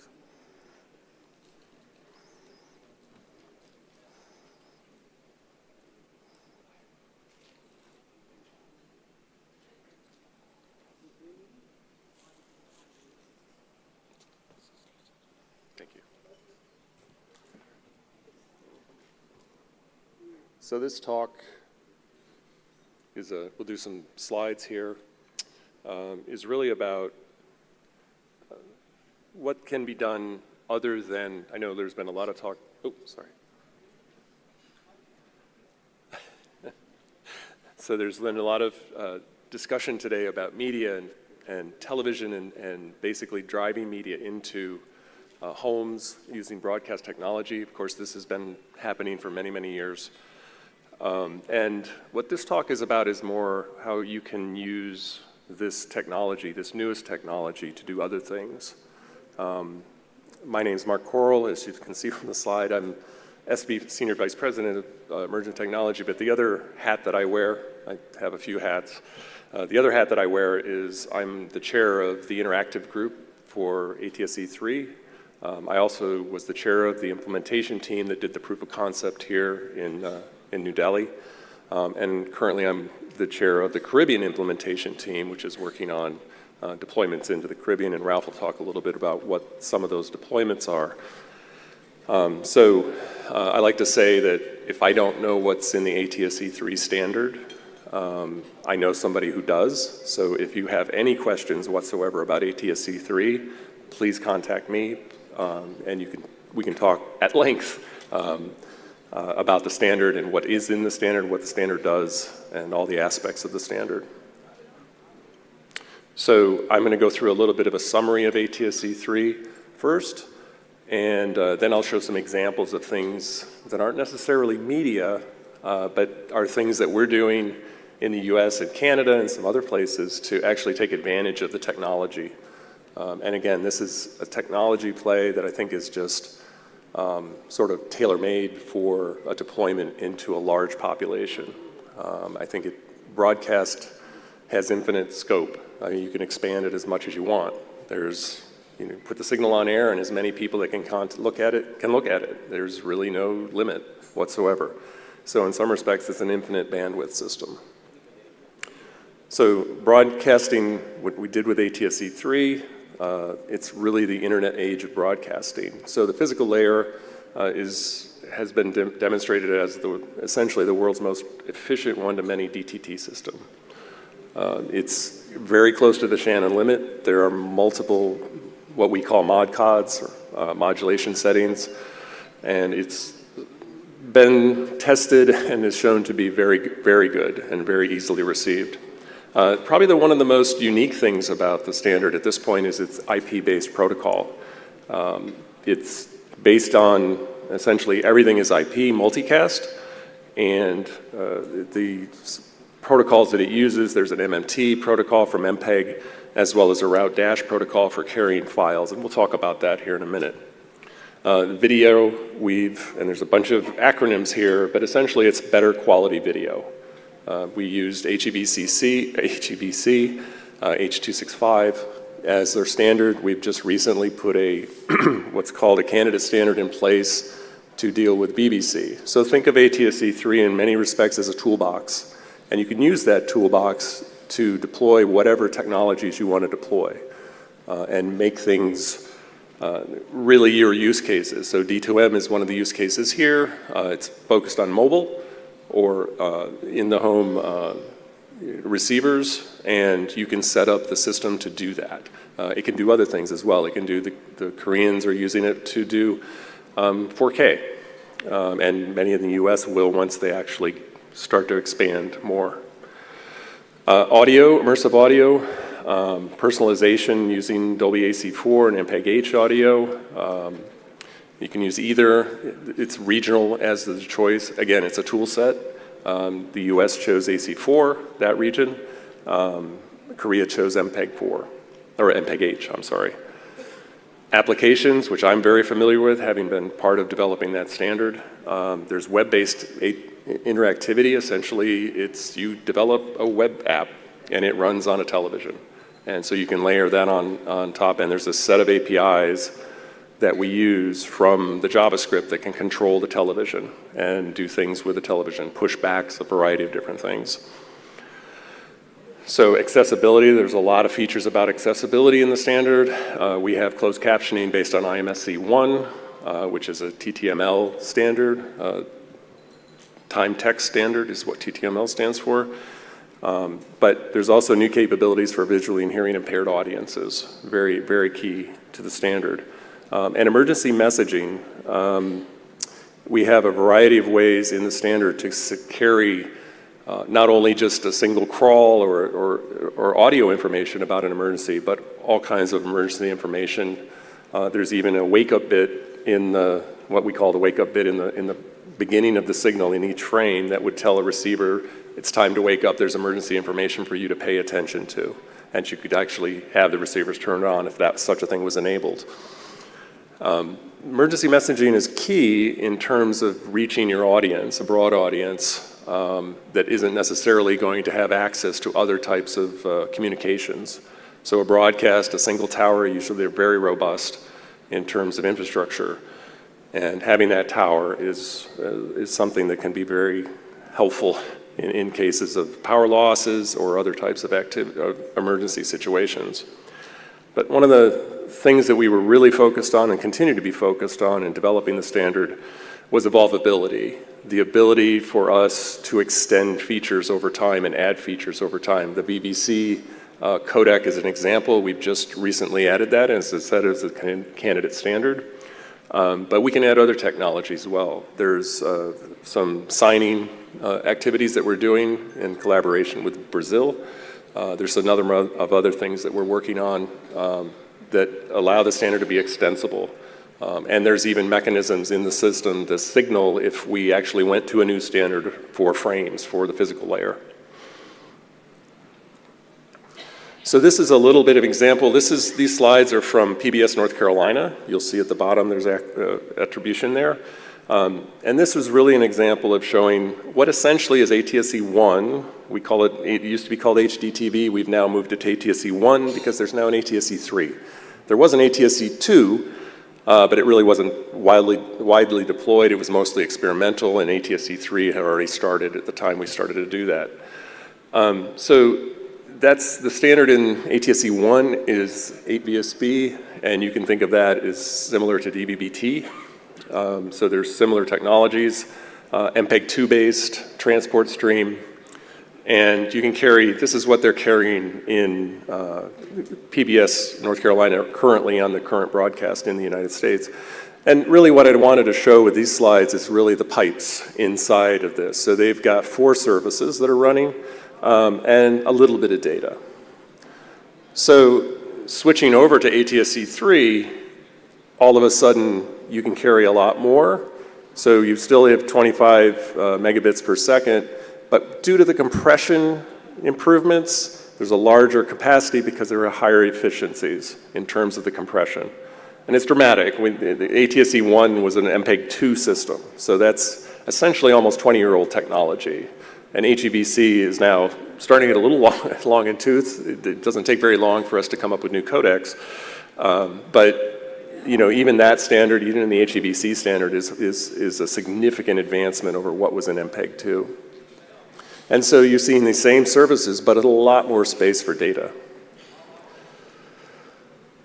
And they're targeting going into pipes, so ATSC3 now has the capability of defining things where we have different types of modulation modes, where PLP1 in this example is mobile, and it's carrying all 4 of the services, an HD service, and then a whole set of robust data services, including education, radio, audio-only services, and public safety services. And we'll talk a little bit about that. Those are the examples I really want to show.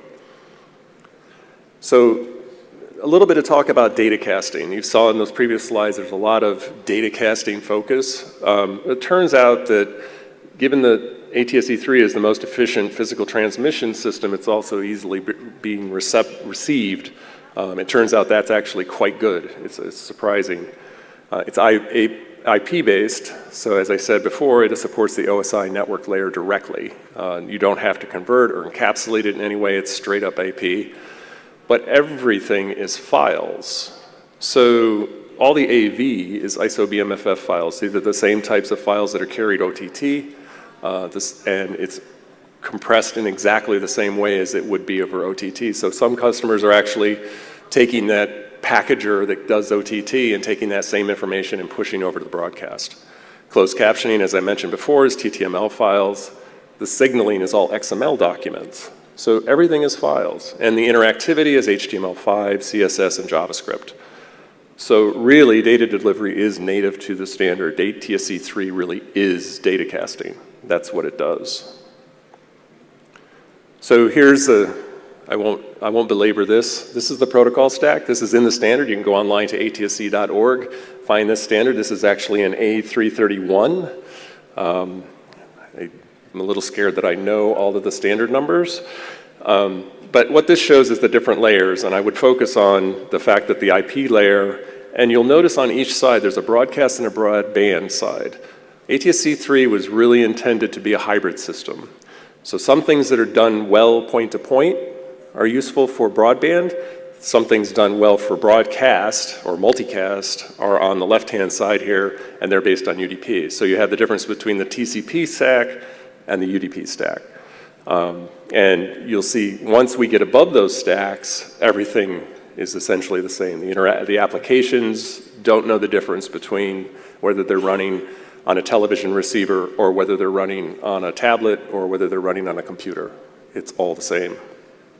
And that's sort of the beauty of the standard. We can develop applications as if we were developing for essentially for a computer. However, you have to remember that it's a large screen format. The device is a remote control device typically, so it's a little bit more difficult to control. But still, that's just a challenge for the design engineers. But the point of all of this is that we have this UDP multicast, which is just siphoned off the side here. So this whole top part of this is really what we refer to as next-gen TV in the United States. And next-gen TV is really a brand that was developed by the Consumer Electronics to show that a device supports ATSC 3, but that's all that stack up on top does. That stack to the middle there, the IP, you can send anything over that. Any type of file that you like, any IP stream that you like, however you like to send it. So some of the use cases that we're seeing, any data that is targeted at many users or devices is a candidate for data casting. But the consumption model is important, and by consumption model, how is it going to be used at the receiver? Is it going to be cached and used later or read later? Is it going to be real time or non-real time? Generally, when we say data casting, we imply non-real time. Those files are sent, but they're not necessarily consumed immediately. Like a video file, a live video stream is consumed immediately. You're watching television. But it's files coming over, just as they do over OTT. The files land at your device, they get played immediately, and they just queue up and play one after the other. But some examples of data casting use cases, educational material, and I'll talk about that a little bit. Firmware distribution for automotive or IoT, emergency information, as I mentioned before, billboard or kiosk updates, digital signage, and first responders and safety are just a few. And I have examples in these spaces that I'll go through here shortly. So the first is really talking about, there's a company that we're working with called Information Equity Initiative. They are really a curation environment. So they take information from a variety of learning management systems. This was set up during the pandemic for teaching kids that just couldn't go to school and didn't have access to broadband. And there's a significant number of those people, even in the US, where they just don't have access to broadband, and either because it doesn't run to their homes, or they don't have access to it in that fashion physically, or they can't afford it, which is another aspect. We're looking at doing similar deployments of this into Rio de Janeiro in Brazil with the school districts there. And so it's actually getting a lot, and their problem is that due to the drug cartels, there's gunfire and kids can't go to school because they can't go to the streets because it's too dangerous and they don't have access to broadband. So what do you do? How do you teach these people? How do you get them the education that they desperately need? So in this case, I'm showing a small device. It's called an EDI because if you're familiar with Sesame Street, they're one of the funders of some of this technology, or of some of this, they're one of the folks that are funding it. And they thought it would be cute to name the receiver device an EDI, an educational device. This just shows one of them. These run roughly in about they're about $150 US, perhaps less, with the antenna and all the cabling. But really what the device does is it creates a hotspot. So we send files. These devices have 128 gig of storage on them.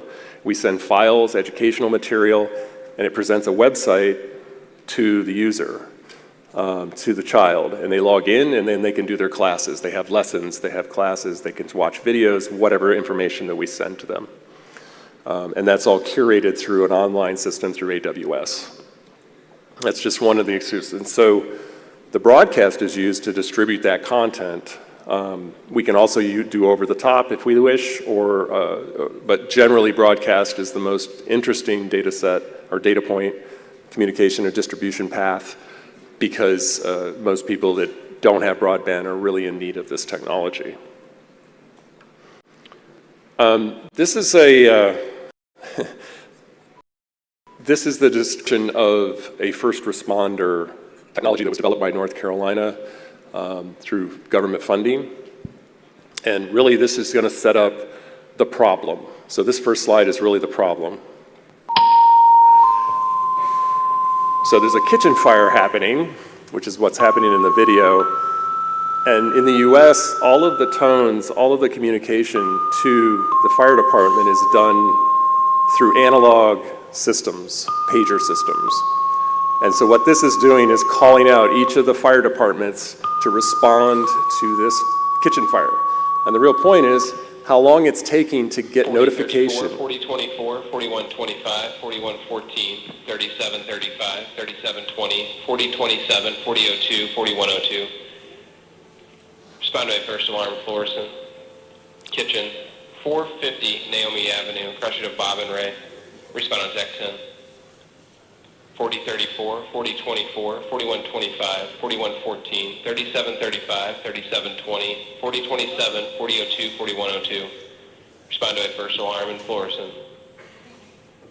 Kitchen at 450 Naomi Avenue, Crusher to Bob and Ray. All units respond on Tech 10, Tech 10, time is 1220.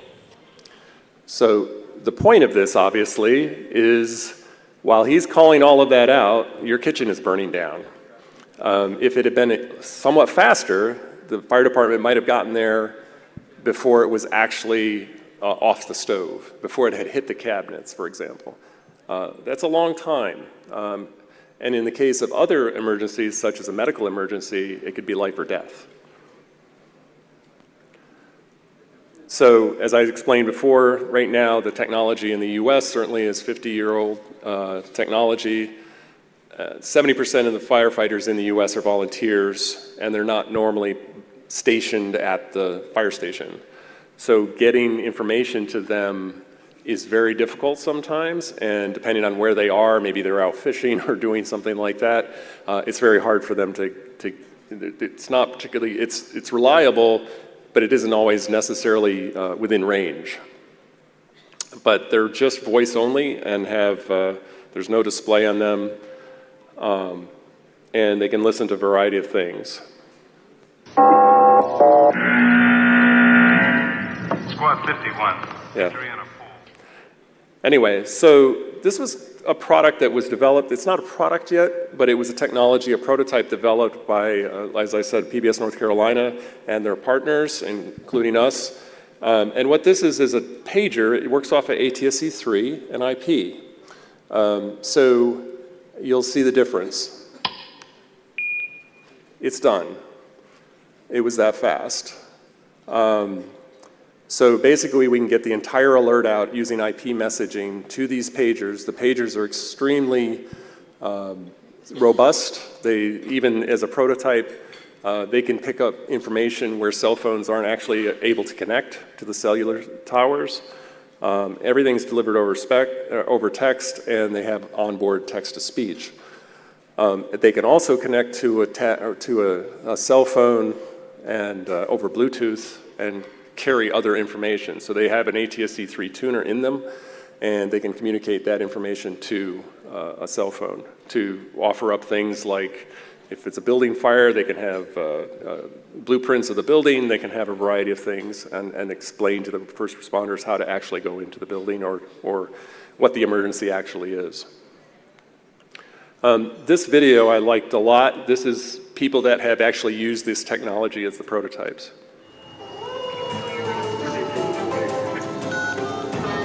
911, what's the location of your emergency? When a call like this comes in, every second counts. That's you with the Greenville Police, don't hang up. It can often take up to a minute for first responders to receive this kind of alert. But PBS North Carolina is helping to reduce that time to just a few seconds. In some emergencies, 15 seconds can make the difference of a patient not making it or a house burning to a ground. The same broadcast technology that brings you your favorite PBS shows is also used to provide first responders with vital information during emergencies.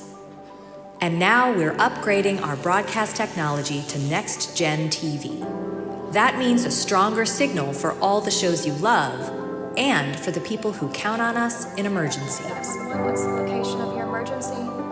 New technology is more dependable and more reliable than what we've used in the past. Unlike traditional paging systems, which have limited range, the Next Gen TV signal can reach remote and dense areas in almost every location throughout the state. That means instant alerts to first responders. On a good day, we don't respond to any emergencies in the community. When we do respond, we want the most reliable and quickest response that we can have. Together with partners like Device Solutions, PBS North Carolina is leading the nation with our innovative use of broadcast spectrum to help first responders.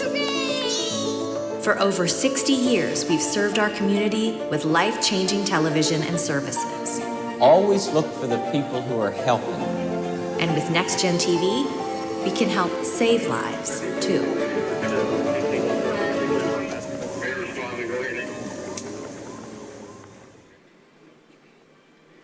So in the few men you saw there, the firefighters you saw there, they were given these pager devices. They didn't want to give them back.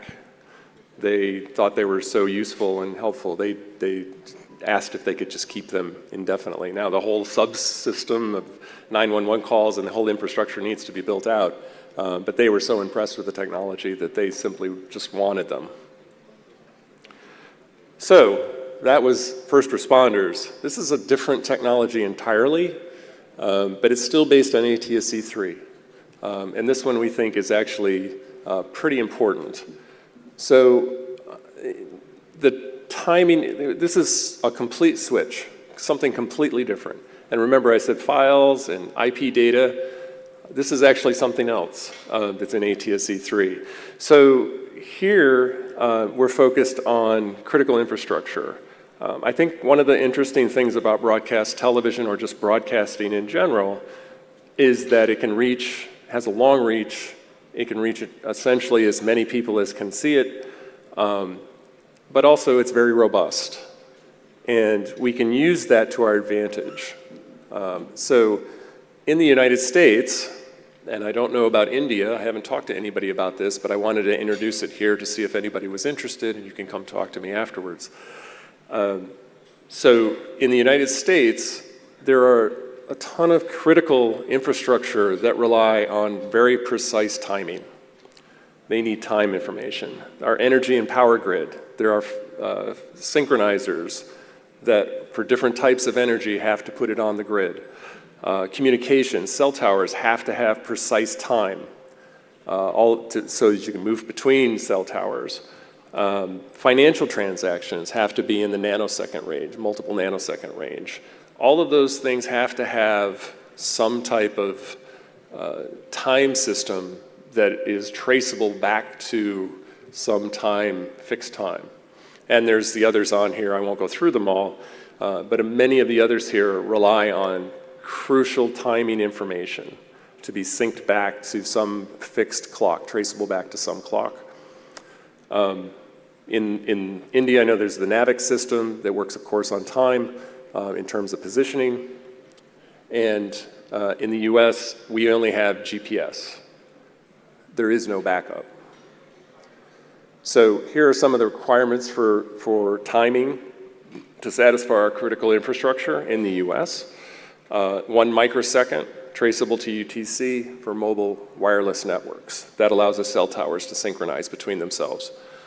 Equity trading, 1 microsecond within UTC NIST. These are requires. It's actually shorter time in the UK, in Europe. The power grid itself, 1 microsecond for the synchrophasers to bring all of the power into sync with each other. And other industries, 200 nanoseconds satisfies all the requirements. 200 nanoseconds is actually pretty quick. A nanosecond is that far in the terms of light. It's a foot. Light travels a foot in 1 nanosecond. In 200, it's 200 feet. So it's quick. So what we did was describe what we call a broadcast positioning system, and this effort was funded and developed by NAB, the National Association of Broadcasters, their technology wing, and we've been part of that development. And so what we really needed was a system and method of estimating time and position at a receiver using ATSC 3 broadcast signals. And it turns out that we didn't have to change anything in the ATSC 3 standard to do this. And it's completely independent of GPS or any GNSS system or the internet or cellular connectivity. It's completely independent of all of that. So it can operate as a backup or a complementary system to the GPS system for time. So how does it work? In the ATSC physical layer frame, there's this thing we call a preamble. There's the bootstrap that tells the receiver where the rest of the frame is, and then there's the bootstrap. And that gives us precise time in seconds down to nanoseconds. So basically the time of arrival in the standard, there's a thing called the tip, which is the time information position, which tells us exactly when the signal of that particular frame, the first wave of that frame, left the transmitter. And the time is supposed to be matching that time. So if you know where you are, you know where the transmitter is, you can figure out how far you are from the transmitter and exactly what time it is, assuming that that time is actually correct. So let me back up. One of the things we did, or one of the things we're working on now, is a way to make that time very, very precise and traceable back to UTC. So we have these things called synchronizers that actually adjust the time in real time, and we have demonstrated a time accuracy with a jitter of about 5 nanoseconds around the signal, and within 50 nanoseconds, and this is essentially a prototype, 50 nanoseconds of UTC, which means it meets all the requirements that we had shot for. We're working now on a trial in Washington, D.C., WHUT, which is Howard University. They have a 400 kilowatt power system. Maybe it's not 400 kilowatts. But really what I wanted to show with this slide, given the coverage that we're trying to do is a -5 dB, and we're trying to get it, I wanted to point out here, I live in the middle of New Jersey, and I'm about 300 kilometers from where the tower is. This map shows that I would actually be able to receive the signal coming out of Washington, D.C., 300 kilometers away at that power level. So I could actually get time from Washington, which I find very interesting. I was very surprised by this, because I certainly could never pick up their broadcast and watch television, but I could get time. It turns out that the maps and the variety of mechanisms that they've used at NAB to cover shows that if you have an antenna roughly about this high, 1.5 meters, you'll be able to see, I think it was 17 stations in the United States. So that allows you to triangulate, that allows it, if we can get the resolution of the time down, we could actually use it for positioning without GPS, without anything. So if somebody blocks GPS, I get news feeds all the time about people blocking GPS, happens all the time.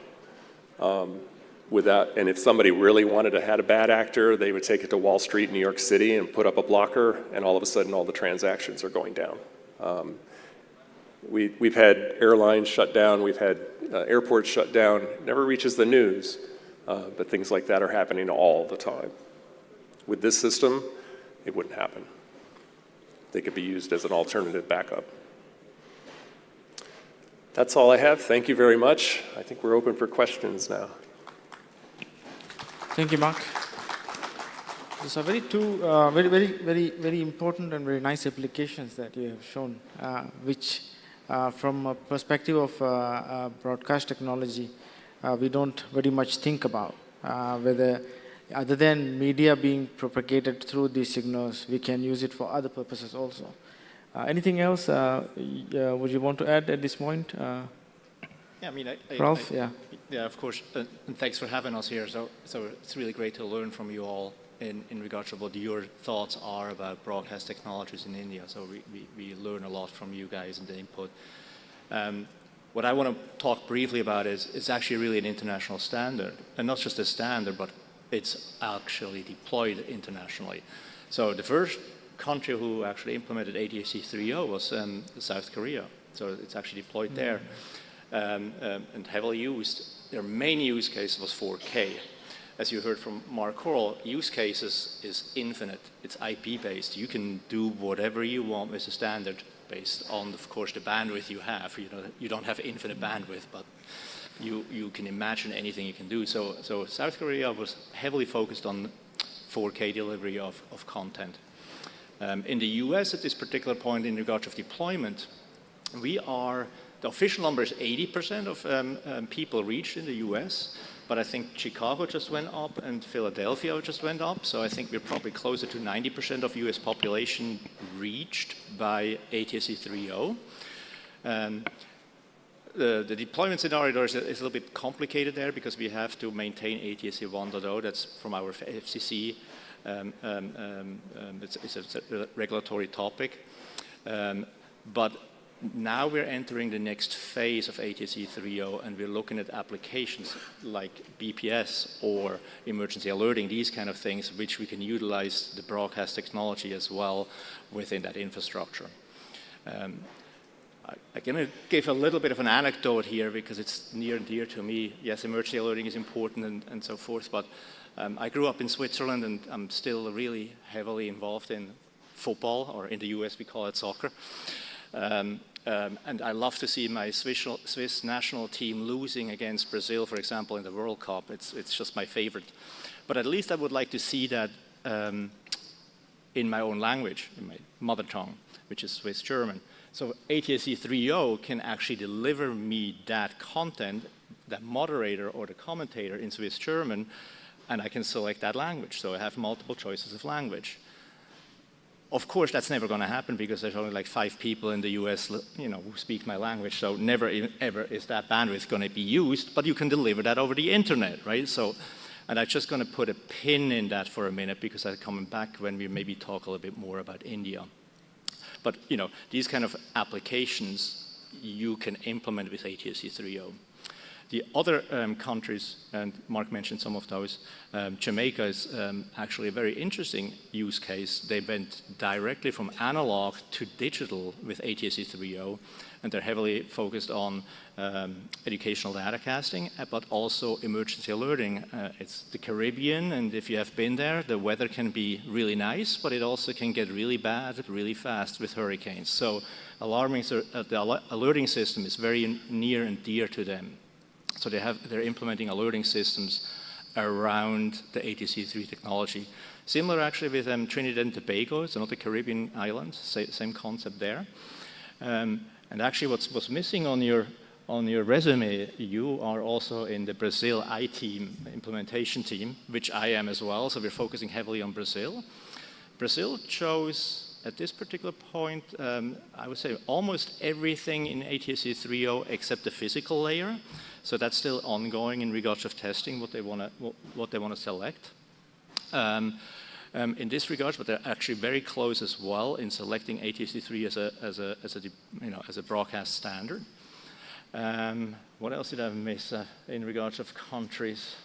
I think we're, Canada. Canada is really not deployed, but then we also can say it's deployed. What we do there is we work very closely with Humber University, which has actually a broadcast lab focusing on next-gen TV. And they have a stick in Toronto, and Toronto population is actually pretty large, so they can reach many people in Toronto.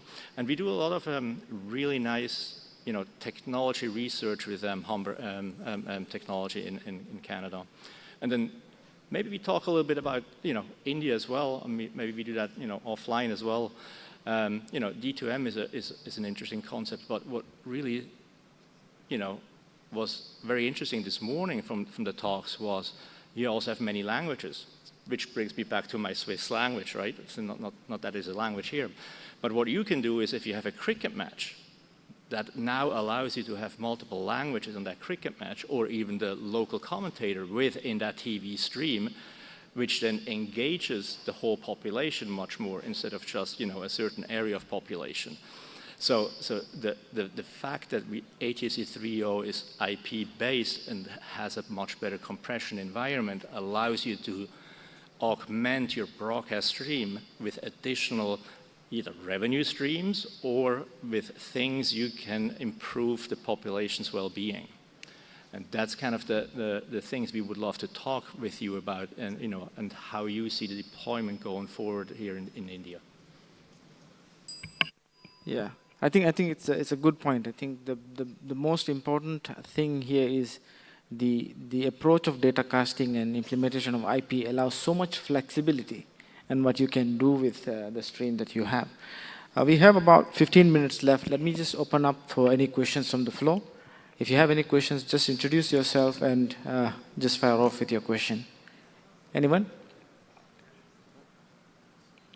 All right. Okay, while we wait for somebody to come up with the question, I just wanted to Hello. ask... One question. May Oh, I yes, allowed? okay. This Sorry. is Vikrant Mishra from CSR Siri Pilani. As you have told that you have installed one station having 933 feet of antenna and 413 kilowatt of radiated ERP power, and that is covering your 300 kilometer of area. Basically, this is a sort of terrestrial transmission. So earlier, the limitations of the terrestrial transmission was replaced slowly by using the satellite TV transmissions. And still, again, you are coming back to the terrestrial transmissions.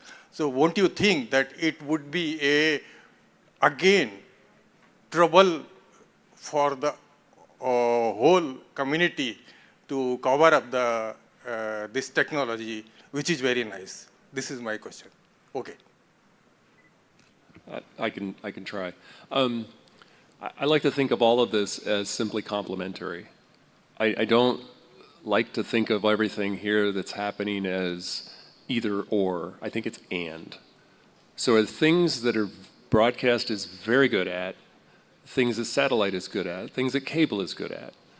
And I think what we should be doing is concentrating more about which, not which things you're going to have exclusively, but which things you can use together to achieve the goals that you want from either media delivery, multiple language delivery, emergency alerting, all of the different technologies we've sort of talked about. I view all of these different technologies. One of the examples that I think is really interesting is automobiles. So there's been discussions with many automobiles OEM manufacturers, and they're not interested in putting in one technology. They're not interested in just having Wi-Fi or cellular or broadcast or satellite. They're interested in all of them. They want to connect the user that's driving that car in any way they can, wherever they are.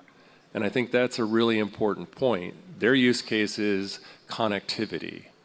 And if the broadcast offers better connectivity for certain applications, then that should be used. If satellite offers better connectivity for other applications, then that should be used. Now, the problem that you pointed out is everybody going to put a Yagi antenna on their roof as opposed to a satellite dish, right? And so the technologists need to figure out how to merge all of this stuff together, and car manufacturers are looking into exactly that. But it's still a ways to go until we have consumer equipment that can do multiple formats. But I think that's really where ultimately all of this will go, because ultimately, especially in India, the bandwidth is going to exceed all possible communication paths, and we're going to have to use all of them simultaneously, or nothing is ever going to be seen. Hello. Hi, I have a small question. My name is Piyush. So again, I'm coming back to that slide where you have used one transmission on one particular band of DVB-T. My question is basically how much Mbps, how much data actually you are using on GovTime? Was it 38 Mbps to see that much area covered on that power of transmission? So I'm interested if you are converting that a digital signal transmission of video. Kilobits. Kilobits. It's not myte. Because remember, what the BPS has to do is simply send the information about where the transmitter is. Think of GPS. How much data is carried in GPS? Correct. Right? It's just... so that was not actually discussed about a video, sorry? No. That is let me be clear. Yeah. That, and as I said, I wouldn't be able to watch television at my home, but I would be able to see the time signal, which is important. Correct.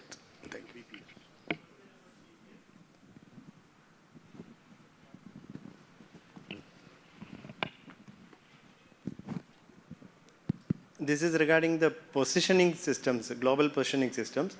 It has got so advanced, we are using it for war, precision targeting of missiles, etc. So very accurate. Now at this particular stage, why we are thinking of bringing another positioning system in terrestrial, is it due to some concern of any interference possibility in future for the satellite-based systems? Because so much of congestion is happening. Satellite links are there. Maybe there are some kind of rivalry is there, business rivalry, geopolitical rivalry, so many issues are there. Is there a concern for in future for the GPS, satellite-based GPS system, whether because of that we are going back to terrestrial GPS also, your BPS for that? This system is being treated as a complementary system. So the BPS system is being treated as complementary. It is not intended to be a replacement in any fashion. It's intended to be a backup system. And I'm not supposed to say the word backup. It's really complementary. But the point is right now, we do not, in the United States at least, we do not have a system that can take up the slack if BPS is jammed or if BPS or somebody takes out all the satellites. It just, we would, in about 2 weeks, the entire country would probably fall apart. Unlike some of the others, like Russia and China, China has 2 backup systems for their GNS system. Russia has another backup system for theirs. So I think it's just risk mitigation more than anything. What if something happened? What if a solar flare takes out all of the GPS satellites? Anything could happen, right? And not having a backup system or a complementary system to this PNT system, position, navigation, and timing system, I think is too much risk for a country to bear. Unfortunately, we're in a time of increasing, it appears, global tension, conflict. And I think it's important to remember the strategic benefits of broadcast technology beyond just consumer delivery of video. And, you know, this kind of BPS type system is, we think, something maybe they should be considering here as an important use of this infrastructure. And there are many others. No one of these infrastructures can do it all, but broadcast is particularly good at certain things. The HSE3 standard seems to be the best in the world now. So thinking about how to use it is important right now for, I think, any country considering it. Data casting application which you mentioned for the education, is it an addressable thing or it is general? I didn't hear the last. I didn't hear your question. Yeah. Data casting which you have given one of the application for the education, is it addressable? The AD can be addressed or it has to just in a receive mode? No, it is, well, remember broadcast, right? I have to send all the files all the time. Well, not all the time, they can be carouseled. But the point is that every file goes to every device. Now, whether the device actually saves the file is a different story.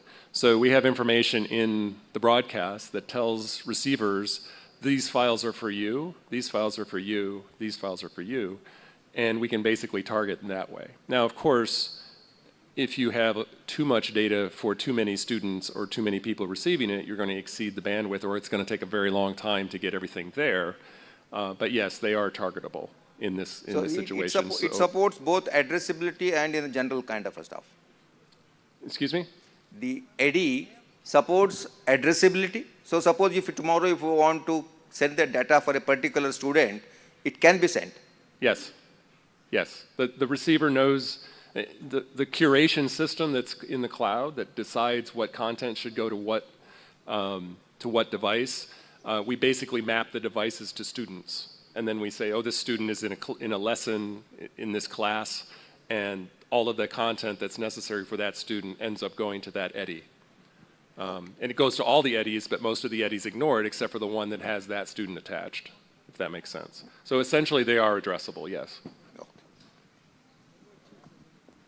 I shy away from the notion of addressable because then everybody starts thinking IP, and it's got an IP address. It's not like that. You can't say, oh, I only want to send this broadcast to this device. I have to send it to all devices, and then I just tell the devices which one should pay attention to what content. Thank you. Any further questions? If not, there's just one last question from me. There's a lot of work that Prasar Bharati in India is doing about direct to mobile. In your conversations with the mobile operators or mobile manufacturers, have you had any conversation where they will be on board and disconnect from this data arrangement they have with telecom providers? Yeah, I mean, as I said, I was the head of the implementation team, so we met weekly, and often we met with Prasar Bharati and Doordarshan. We talked about these data applications, some of these are brand new. BPS isn't that new, or that old. It was actually post the Indian implementation team.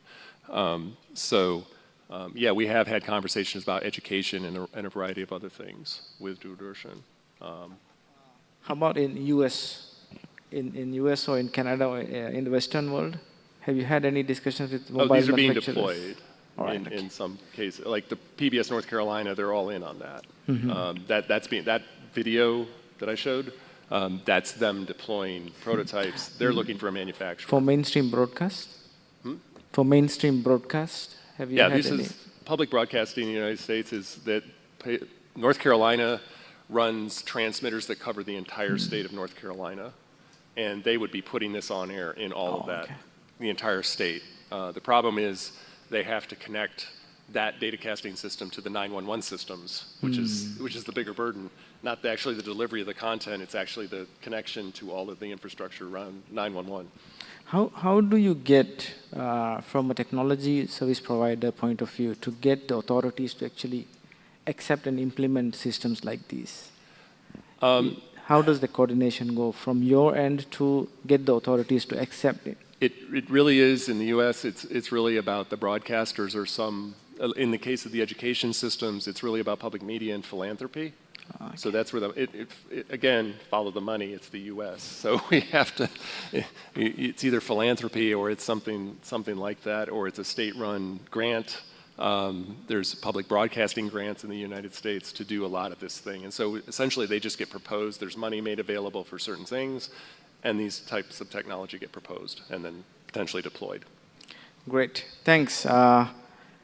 We are almost on the dot on time. Thank you very much. Please join me to thank Mark and Ralph from Triveni for the wonderful presentation and sharing their experience. Over to you. Thank you so much, gentlemen. Yes, we are right on time. So I would like Nadeem to kindly felicitate all the members there on the session. Mr. Mark Simpson, the President and CEO of Triveni Digital.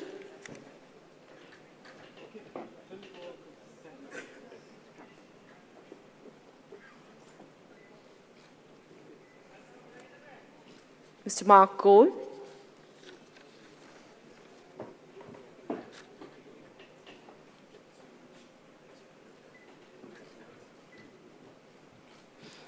and Mr. Ralph, the Senior Vice President, Sales and Marketing.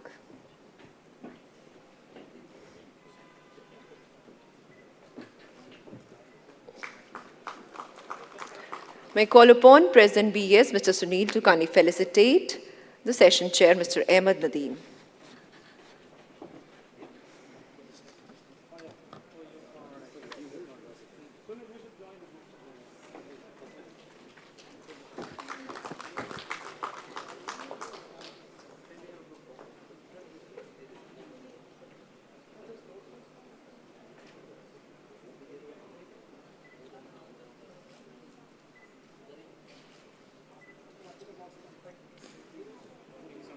Thank you so much, gentlemen. With this, we come to the end of this session.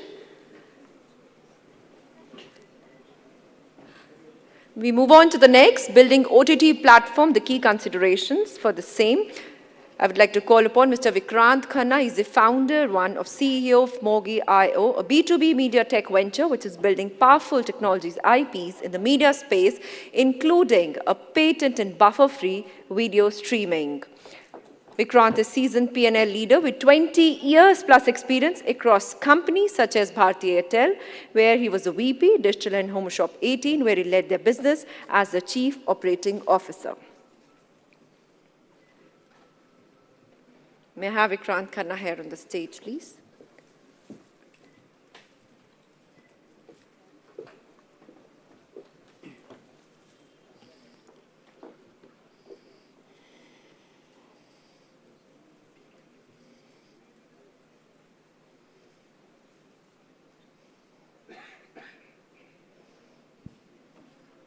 screen.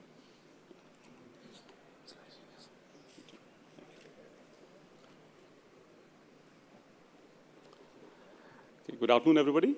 It's a privilege and an honor to be here today at this August gathering. My name is Vikrant Khanna. I'm the founder and CEO of Mogi.io. We are a media tech startup. We deal in AI, media tech, and we have an OTT platform. So the topic for today's presentation is building an OTT platform. What are the key considerations? Obviously, it's a very, very vast topic. It's a complex ecosystem, that we are talking about here. And the time that I've been given is only 30 minutes. So I will try and do justice to it by focusing on the width of it rather than the depth of it. So please pardon me if I miss out on some, details in terms of depth. But we are here for the next 2 days as well, and we have a booth out here. So please feel free to reach out to us, and happy to answer any queries. So what we'll try and do today is we will, in the next 30 minutes, there are 2 tracks that I'd like to run here. The first one is to talk about the key considerations in building an OTT platform. The second track is that we would like to actually do a demo here, my team. So we will probably have this screen coming alive in a few minutes.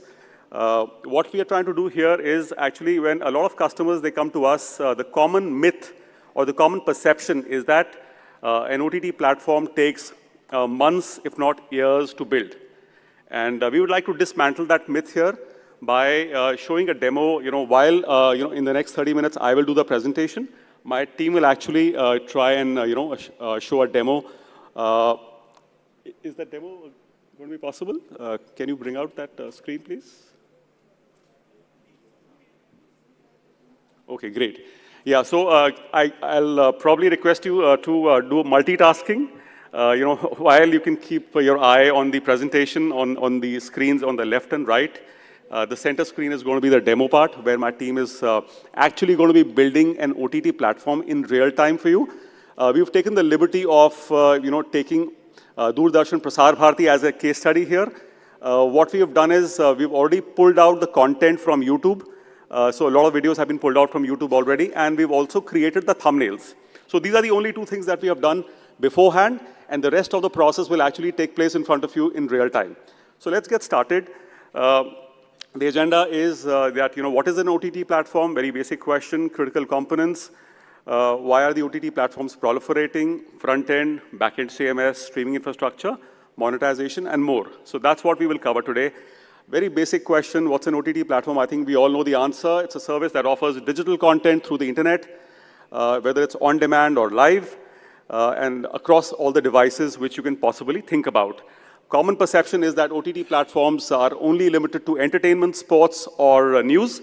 But today, we have all kinds of use cases which are emerging. There are educational platforms.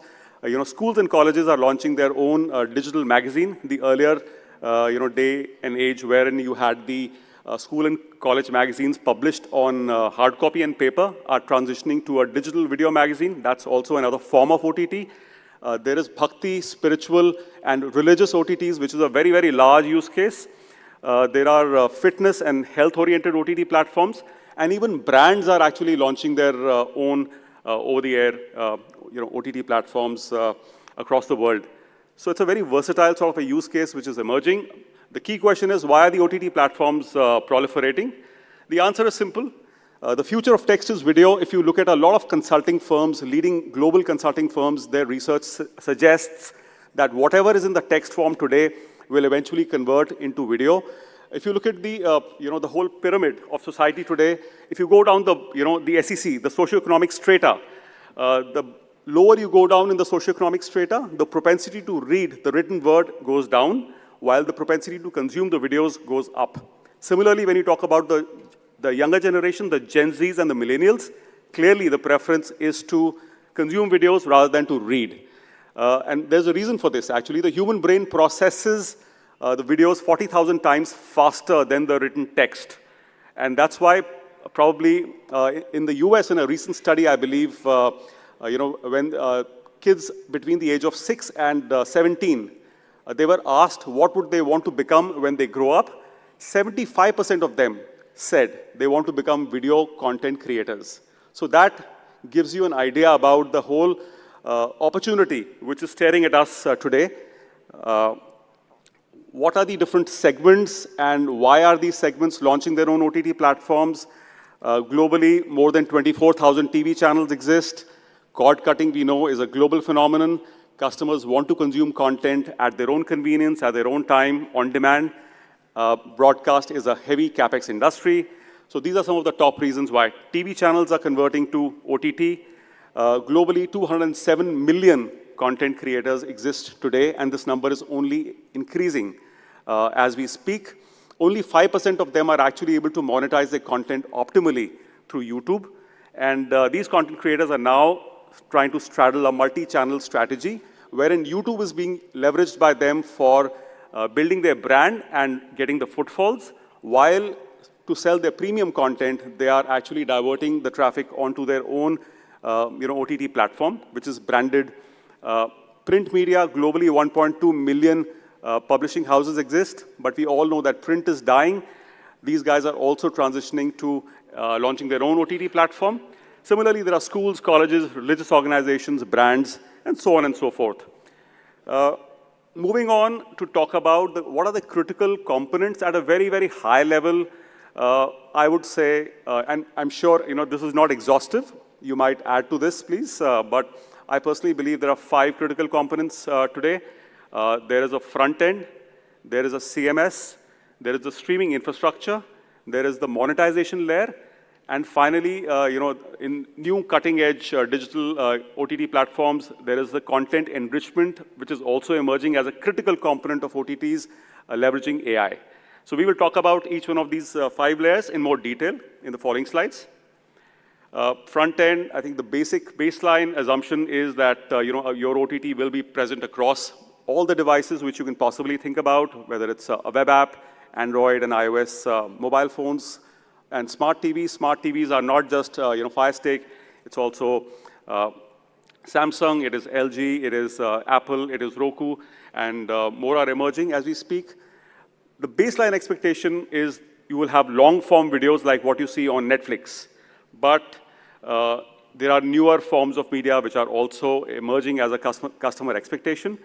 Your OTT definitely needs to have the ability to create multiple channels which are supporting different languages based on your customer's interest.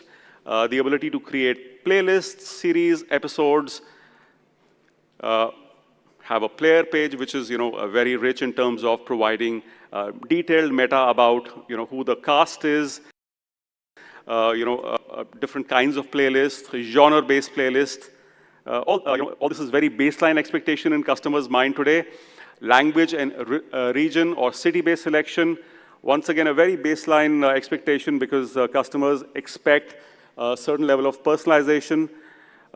This is already there in the market, but I think what's emerging as a next level expectation is things like short format video. Because today, if you want to reach out to the Gen Z and the millennials, you need to grab their attention spans, and that's the reason why both YouTube and Netflix have introduced a short form video section in their platforms. YouTube is, in fact, very strongly promoting it. Netflix is not, but I think it's only a matter of time. So this is also becoming a critical expectation for any OTT platform today. The next is music streaming podcasts, because when the customer is on the go, they want to consume the content on the OTT via this way. If you're traveling in the metro, if you're traveling in a bus or in the airline, wherever you are, you can download the music or you can just stream it live. Either ways, we have seen that especially for bhakti and spiritual use cases, for those OTT platforms, the streaming use case works very well.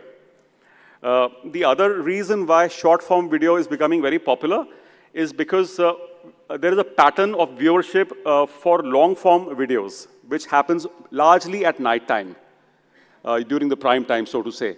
But if you want during the day consumption of content, then short form video is very, very critical. During the day, whenever somebody has 10 minutes, 5 minutes, you just go to the OTT platform, consume your videos with a flick of a button, and then come back. You've had your break, and then you go back to your regular work. So that's another consumption pattern that we are seeing. News and article support for those organizations which continue to straddle the hybrid content strategy, not just videos, but also text-based content. And then finally, live streaming. This is obviously a must.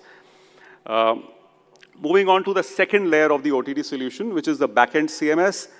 Baseline expectation is that you should be able to create your own channels, playlists, series, episodes, upload your meta, do bulk uploads, because nobody wants to, when you're creating an OTT platform, nobody wants to do this one by one. It has to be very intuitive for the content management team.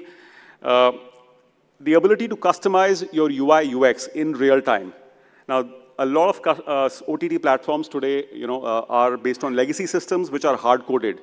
What is needed is the ability to change your UI, UX. So today, let's say if it is Diwali, can you change the UI, UX in real time without having the need to push a new release for your customers? I think that's the customer expectation.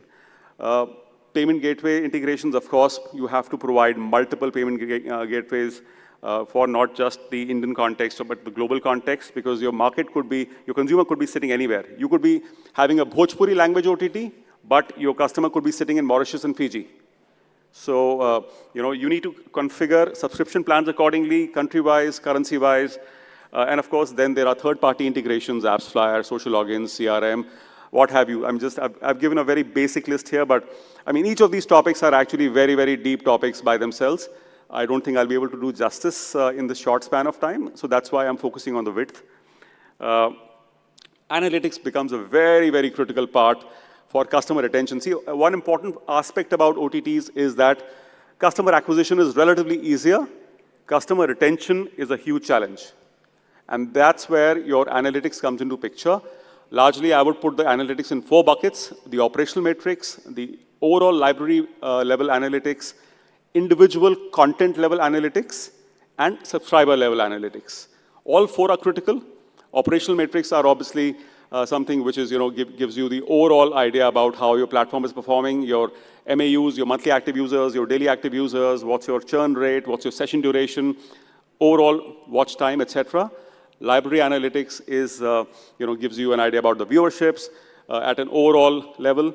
Content base is, I think the title explains it very well.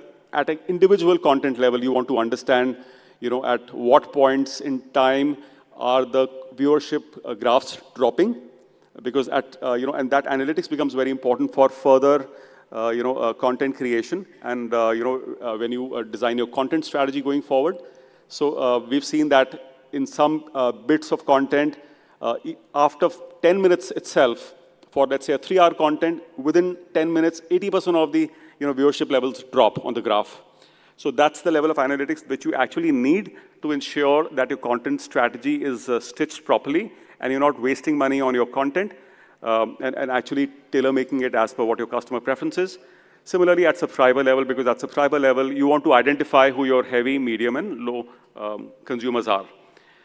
Moving on to the other critical part of the CMS, which is subscriber management. I'm including this in the CMS because it should be embedded ideally in your CMS itself, from where your content team can actually run intelligent lifecycle marketing, create engaging web rules, have attractive custom pop-ups, exit and intent pop-ups, track the key growth metrics, view the funnel stages, issue promotional codes to those customers who are probably at the risk of being churned out, and do your campaign management across email, WhatsApp, SMS, etc., and even through in-app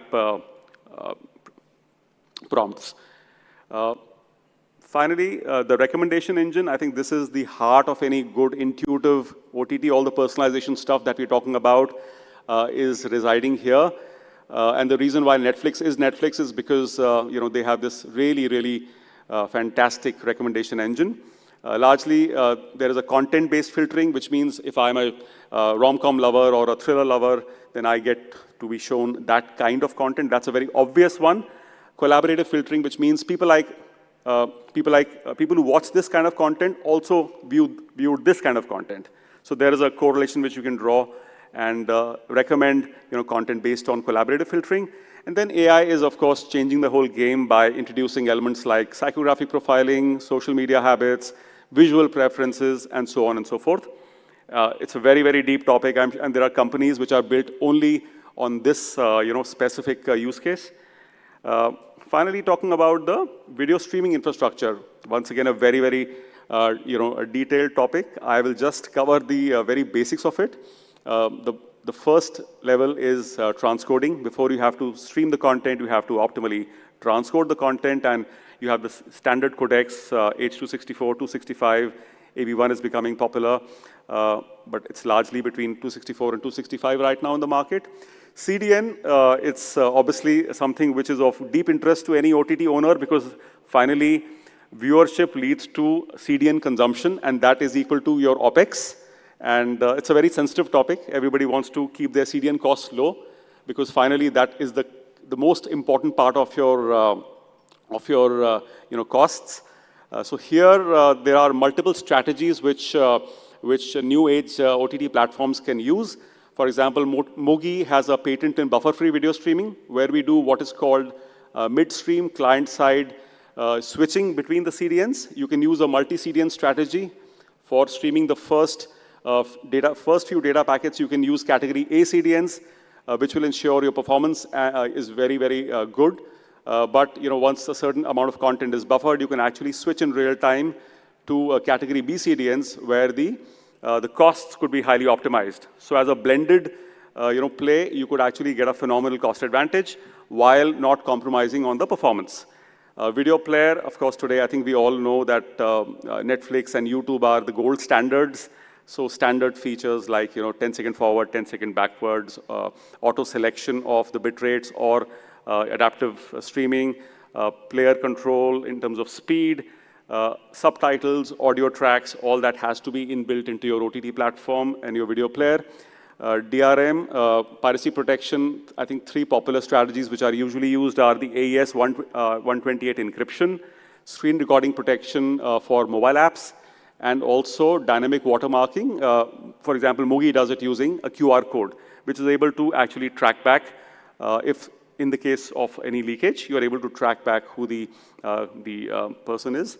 Auto scalability, very critical, especially because today I think all the world-class OTT platforms are on a cloud platform, and when you're there on cloud, Kubernetes architecture really helps in auto scaling and auto scaling down, depending upon how your traffic movement is, so that the costs are also optimized and the performance is guaranteed.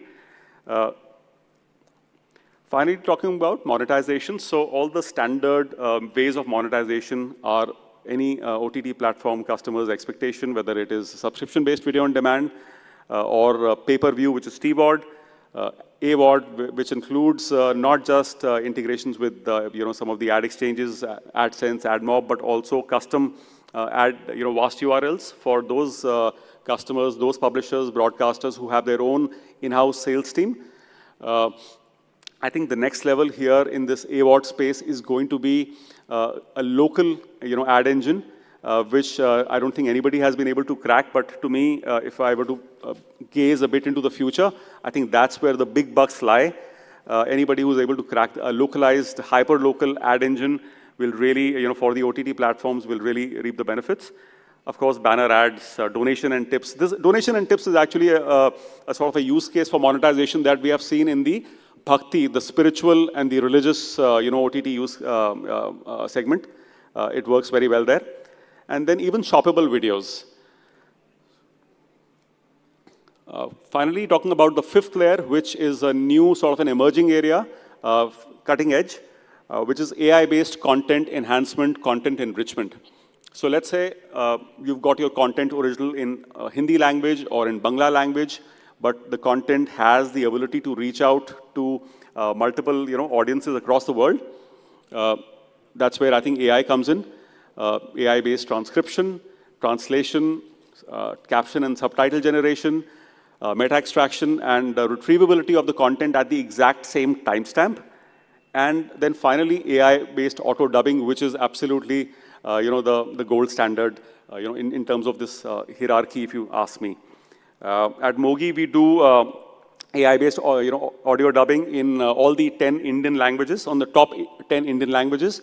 Unfortunately, I'm not connected on this laptop with the internet. Otherwise, the plan was to actually show this video, wherein we've done this original English language video of Sundar Pichai into multiple Indian languages. as he continues to speak, the languages keep changing, but this is available on our website. So if you'd like, you can go to mogiio.com. That's our URL.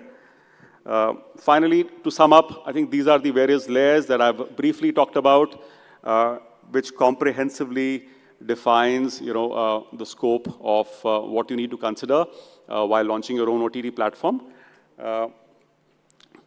And so I think in the end, I would like to conclude by talking about busting some myths, which is what we've tried to do here. So the first myth is that your OTT platform takes years to build. If you use cutting-edge technology like what we offer at Mogi.io, actually it can be done within hours. That's what the team has tried to demonstrate here.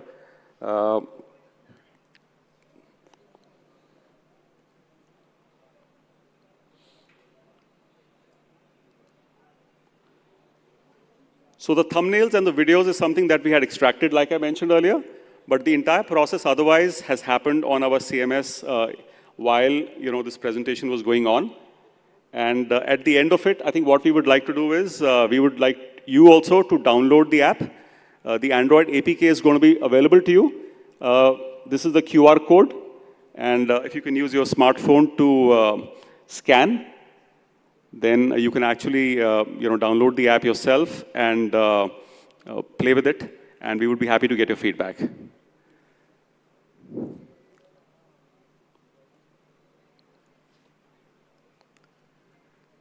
So that's all for me, ladies and gentlemen. Thank you so much. Have a great evening.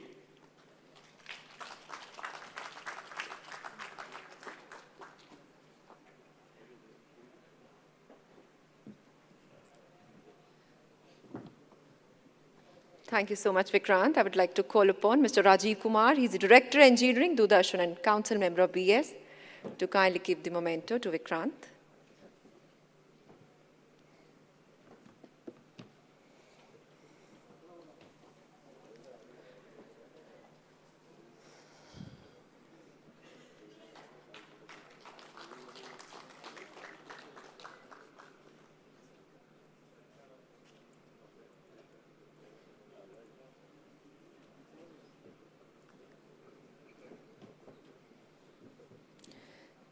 Thank you so much once again, everyone. With this, we come to the end of the day one.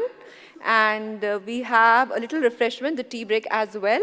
And then we are done for the day one. We'll see you tomorrow at 9:45 for the day two for the first session. And the buses for NABM will depart at 4:45. Thank you so much. Have a great evening. At gate number 1, the bus is waiting at gate number 1, and it will depart at 4:45 for NABM. Thank you so much, and have a great evening.